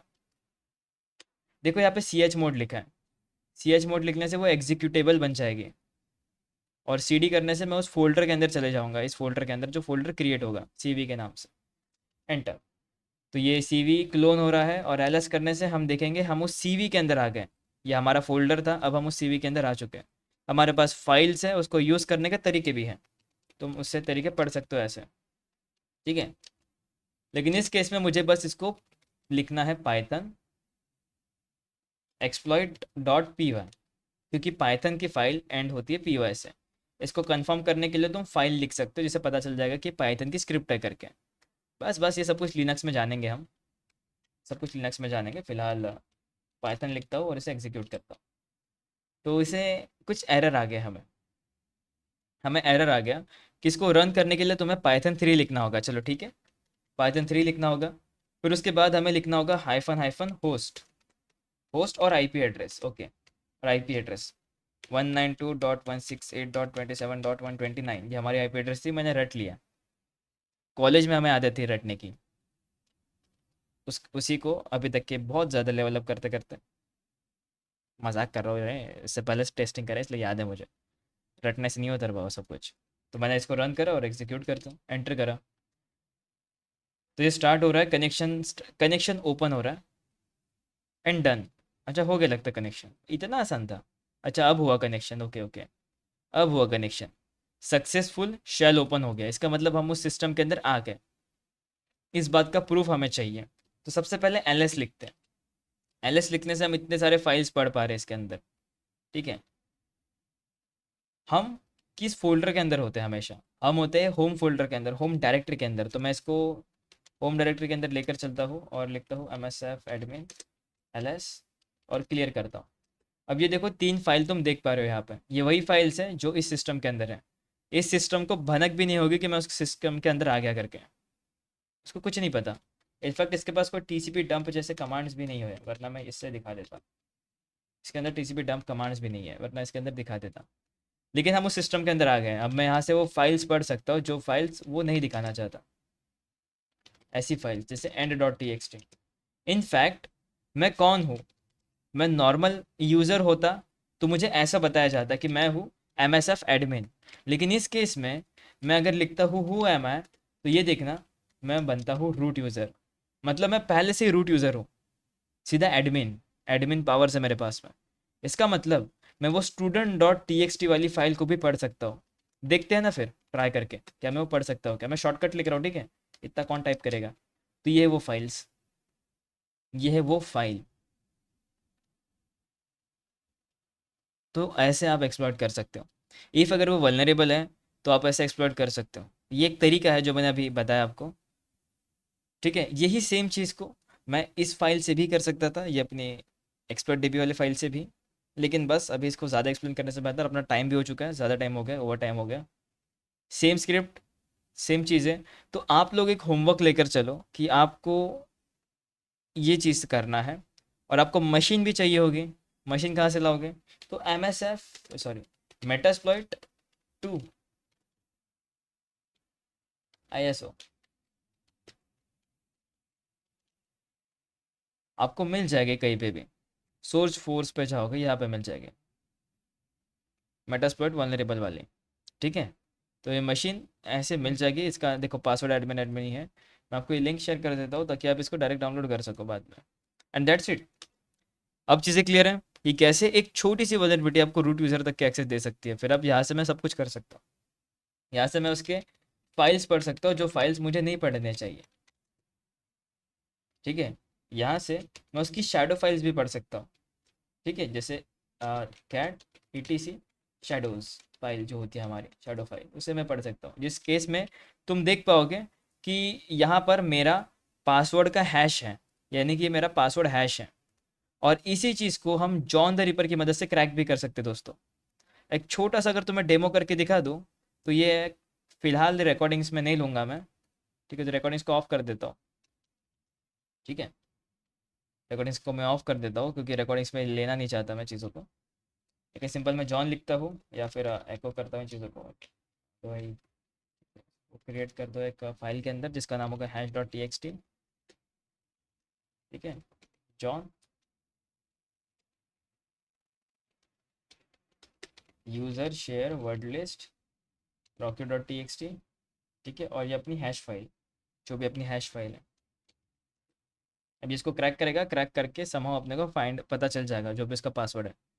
ठीक है, तो ये उसको क्रैक करेगा और अपने को पासवर्ड पता चल, ये सब कुछ हम पासवर्ड क्रैकिंग में देखेंगे। मैं बस हल्का सा डेमोन्स्ट्रेशन दिखा दे रहा हूँ कि एटलीस्ट आपको पता तो हो कि हम सीखने के वाले करके। और ये थोड़ा सा टाइम ले सकता है लेकिन, ठीक है, ये टाइम ले सकता है थोड़ा सा।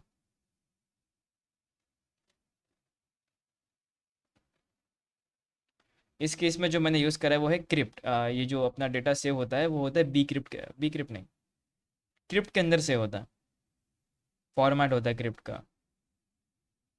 ठीक है, तो इसको क्रैक करने में थोड़ा सा टाइम लेगा, लेकिन क्रैक कर, क्योंकि लिनक्स के पासवर्ड थोड़े भारी होते हैं तो क्रैक करने में टाइम लग सकता है। तो ये उसको क्रैक कर देगा और अपने को पासवर्ड फाइंड पासवर्ड मिल जाएगा उसका फाइनली। ठीक है, ये सभी लॉजिक लगा रहा है, सभी फॉर्मेट्स लगा रहा है और उसके बाद हमें पता चल जाएगा। लेकिन जब तक ये क्रैक होता है, अब मुझे बस वही कह रहा हूँ मैं कि आज के लिए इतने रखते सेशन को, क्योंकि बहुत बड़ा सेशन हो गया है, 10 मिनट ज़्यादा हो गया ऑलरेडी। तो सब कुछ चीज़ें क्लियर है अभी। नेक्स्ट टॉपिक में जो पढ़ना है मैंने पहले एक्सप्लेन कर दिया है, तो करेंगे उसको फिर नेक्स्ट टॉपिक में। हो सकता है, चलो ठीक है, आपके इसमें कोई छुट्टी का सीन नहीं है, आपका बराबर होगा मंडे और वेनसडे को होगा नेक्स्ट लेक्चर। ठीक है ठीक है ठीक है। मैं आपको लिंक प्रोवाइड कर दूंगा कैसे सिस्टम को अ, कैसे लिनक्स को इंस्टॉल किया जाता है, काली लिनक्स या पैरेट ओएस। इंग्लिश में हो सकता है, हिंदी में हो सकता है, दोनों इसकी गारंटी नहीं है।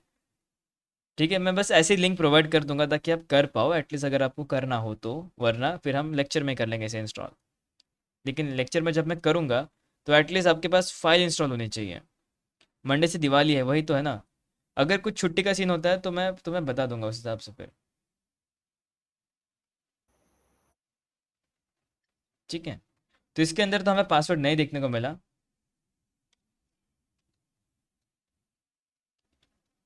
मुझे इसके लिए कस्टम लिस्ट बनानी पड़ेगी। ठीक है, पासवर्ड क्रैकिंग के लिए, लेकिन ये अभी फ़िलहाल इसका पार्ट नहीं है, तो इसको कभी हम बाद में देखेंगे। ठीक है, हम कुछ और पढ़ने आए थे, कुछ और पढ़ के थोड़ी जाएंगे। जितना पढ़ना था वही पढ़ लेंगे। अब रास्पबेरी पाई के लिए क्या, पाए रास्पबेरी पाई के लिए आप काली की वेबसाइट पर जाओ दोस्त, kali.org, और वहाँ पे आपको देखने को मिल जाएगा आपका फाइल। ठीक है, इन्होंने अभी अपडेट करा सर लगता है वेबसाइट को, हेलोवीन अपडेट करा है इन्होंने, सर नाइस। हाँ बोलो। सर एक चीज है, काली और पैरोट तो दोनों सेम ही है ना सर? बिल्कुल बिल्कुल सेम है, दोनों का यूज़ भी सेम है, बस थोड़ा सा परफॉर्मेंस में ऊपर नीचे होता है और थोड़े से टूल्स कम परफॉर्मेंस ज़्यादा में? हैं। अच्छा अच्छा, तो काली में ज्यादा है, तो काली को अगर रन कराने के लिए उसके लिए तो फिर मतलब एक्स्ट्रा पेन ड्राइव चाहिए ना, 8 GB का अप्रोक्स? नहीं, आपको वर्चुअल मशीन चाहिए, वर्चुअल बॉक्स या फिर वो कोई भी सिस्टम जिससे आप वर्चुअली इसको वर्चुअल रन कर बॉक्स पाओ। तो वर्चुअल बॉक्स तो है सर, तब ना पैरोट में ये इंस्टॉल कर रखा हूँ, तो काली मैं नहीं कर पाया हूँ, तो इसी वर्चुअल बॉक्स में काली हो जाएगी? हाँ हो जाएगी बिल्कुल, आपको बस ISO फाइल चाहिए। ओ, आज का ओके सर, बाउंस हुआ है ओके। थोड़ा। कोई बात नहीं कोई बात नहीं, फर्स्ट फर्स्ट डे क्या आपका? नहीं सर। नहीं नहीं, दीपिका का आई गेस। आपका तो बहुत टाइम से चल रहा है दोस्त, मैं आपको जानता हूँ काफ़ी हद तक। बस नाम मैं भूल जाता हूँ जल्दी लोगों के। जय हिंद सर। हाँ जय हिंद दोस्त, बोलो। सर अभी तक मुझे पेन ड्राइव नहीं मिली, तो मैं थोड़ा सा ना कंफ्यूजन हूँ इसमें सर। क्यों, क्या हो गया पेंड्रो में? मतलब अभी तक मिली नहीं ना सर मुझे, तो कभी क्लास मेरी छूट भी रही है। थोड़ा सा मैंने सर से बात की थी उसके बारे में। तो जब पेन ड्राइव मिल जाएगी उसके बाद ही मैं टोटल जो है, अभी तो वैसे ही ले रहा हूँ क्लास, तो सर मैं कर पाऊंगा फिर बाद में। तो ये तो गलत सोच है दोस्त, ये तो सोच ही गलत है आपकी। ऐसा तो सेंस ही नहीं बनता बात का कोई। देखो, मैं समझाता हूँ, आप जो कह रहे हो और जो हम कर रहे हो उसमें क्या फ़र्क है। पेन जी सर। ड्राइव चाहिए प्रैक्टिकल के लिए, प्रैक्टिकल शुरू हो रहे हैं, लेकिन अभी तक की तो मैंने ऐसे नहीं कहा कि एकदम तुरंत में ज़रूरत है करके। ज़रूरत पड़ेगी जी अपने को इस हफ्ते भर के अंदर अंदर, जब तक आ जाएगी आपके पास पेन ड्राइव। ठीक है, और रही बात अगर कुछ छूट भी जाता है तो एटलीस्ट देख लो कि करा कैसे है। क्योंकि ऐसा नहीं होता कभी कि आपने जो देखा उसको साथ साथ में करोगे तो आप में इशू भी दिखा सकता है, या इसको बाद में करोगे तो भी इशू दिखा सकता है। फिर आप किसको बताओगे? जब मेरा जी टॉपिक, सर। देखो मेरा टॉपिक अगर मान लो कि ये टॉपिक है, अब ये टॉपिक हो गया, प्रैक्टिकल वगैरह सब कुछ हो गया, उसके 3-4 टॉपिक के बाद अगर आप पूछते हो कि सर इस टॉपिक में जो हुआ था उसमें एरर आया तो सर सॉल्व करो, तो फिर मुझे जी। बताने में प्रॉब्लम होगा। ऐसा नहीं है। सर, क्लास तो प्रॉपर कर रहा हूँ। दूसरा ये आया था मैसेज बार बार कि प्रोफाइल को चेंज करो ईमेल से।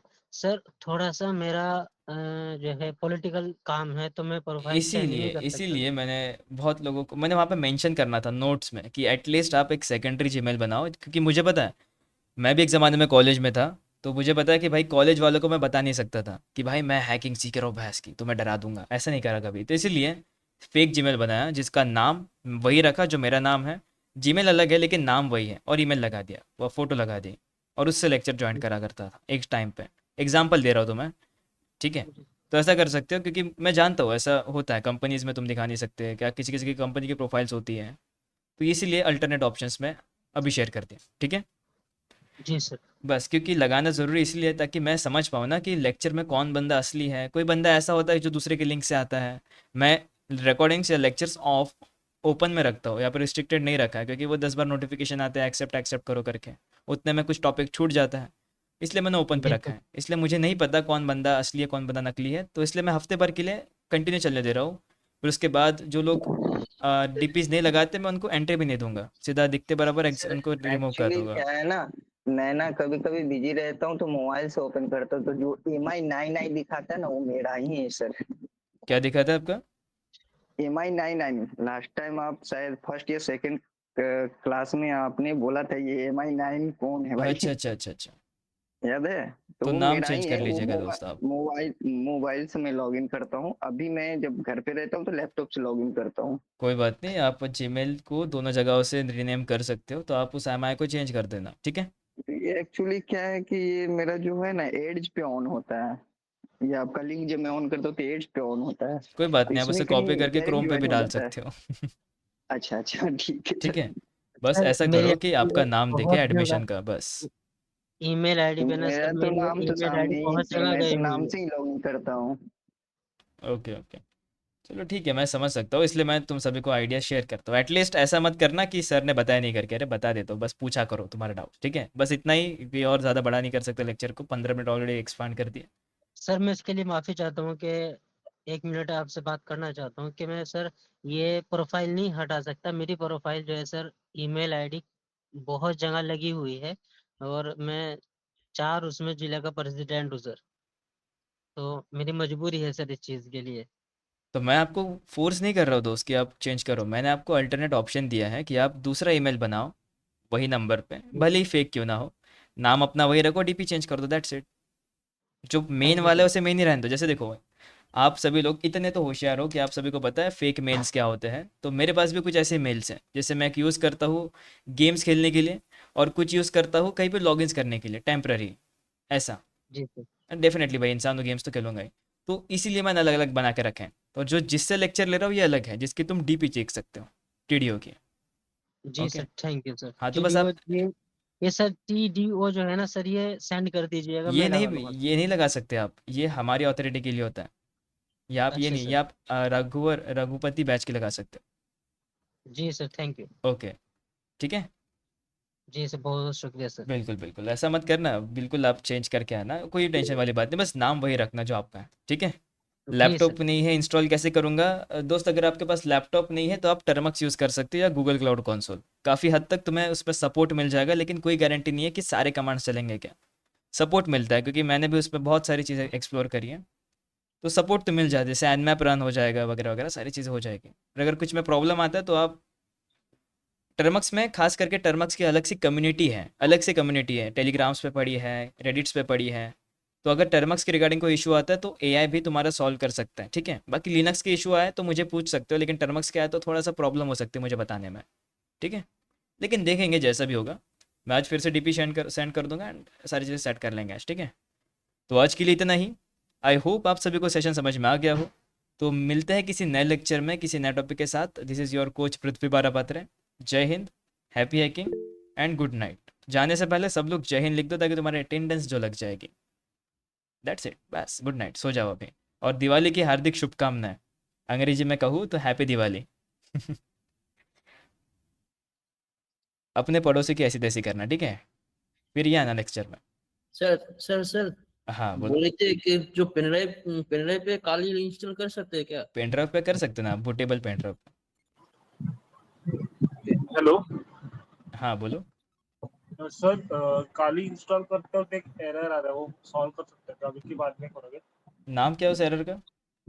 सिलेक्ट एंड इंस्टॉल सॉफ्टवेयर में जब काली बूट प्रोसेस आता है ना, तो वहाँ पे वो मिसिंग दिखाता है बस। ओके, उसका स्क्रीनशॉट देखना होगा मुझे, तो मैं समझ पाऊंगा क्या इशू है। तो ओके, तो मैं वो नंबर पे भेज सकता हूँ स्क्रीनशॉट? वैसे तो ये सारी चीज़ सपोर्ट टीम का काम है, लेकिन इतना वैसे देखो ना, अब जो आपका एरर है वो फिलहाल के लिए आप सपोर्ट टीम पर डाल के रख दो। सपोर्ट टीम का मेल दे देता हो, ठीक है। क्योंकि अभी सपोर्ट टीम आपको मदद कर देगी उस चीज़ के लिए, लेकिन क्योंकि मेरा टॉपिक होने का, समझो मेरी बात को, मेरा टॉपिक होने का, इसलिए मैं अभी फिलहाल सपोर्ट नहीं कर पाऊंगा उस चीज़ को लेकर। तो सपोर्ट टीम है अपने पास। लेकिन अगर मेरा टॉपिक हो जाता है तो मैं आपको सीधा स्क्रीनशॉट के लिए बोलता, तुरंत आप मुझे स्क्रीनशॉट दिखाते, मैं तुरंत में सॉल्व कर देता। ऐसा तो कुछ चीज़ें ऐसी होती है जो प्रोटोकॉल्स मानने पड़ते हैं। ओके, ठीक है ओके, सर। तो आप मेल कर देना, याद से छोटा सा मेल कर देना, अपना नाम, बैच का नाम और अपना स्क्रीनशॉट चिपका देना, बस। फिर वो ओके सामने से रिप्लाई दे देंगे। फेस कब दिखा रहे हो सर? आंखें बंद करो। सर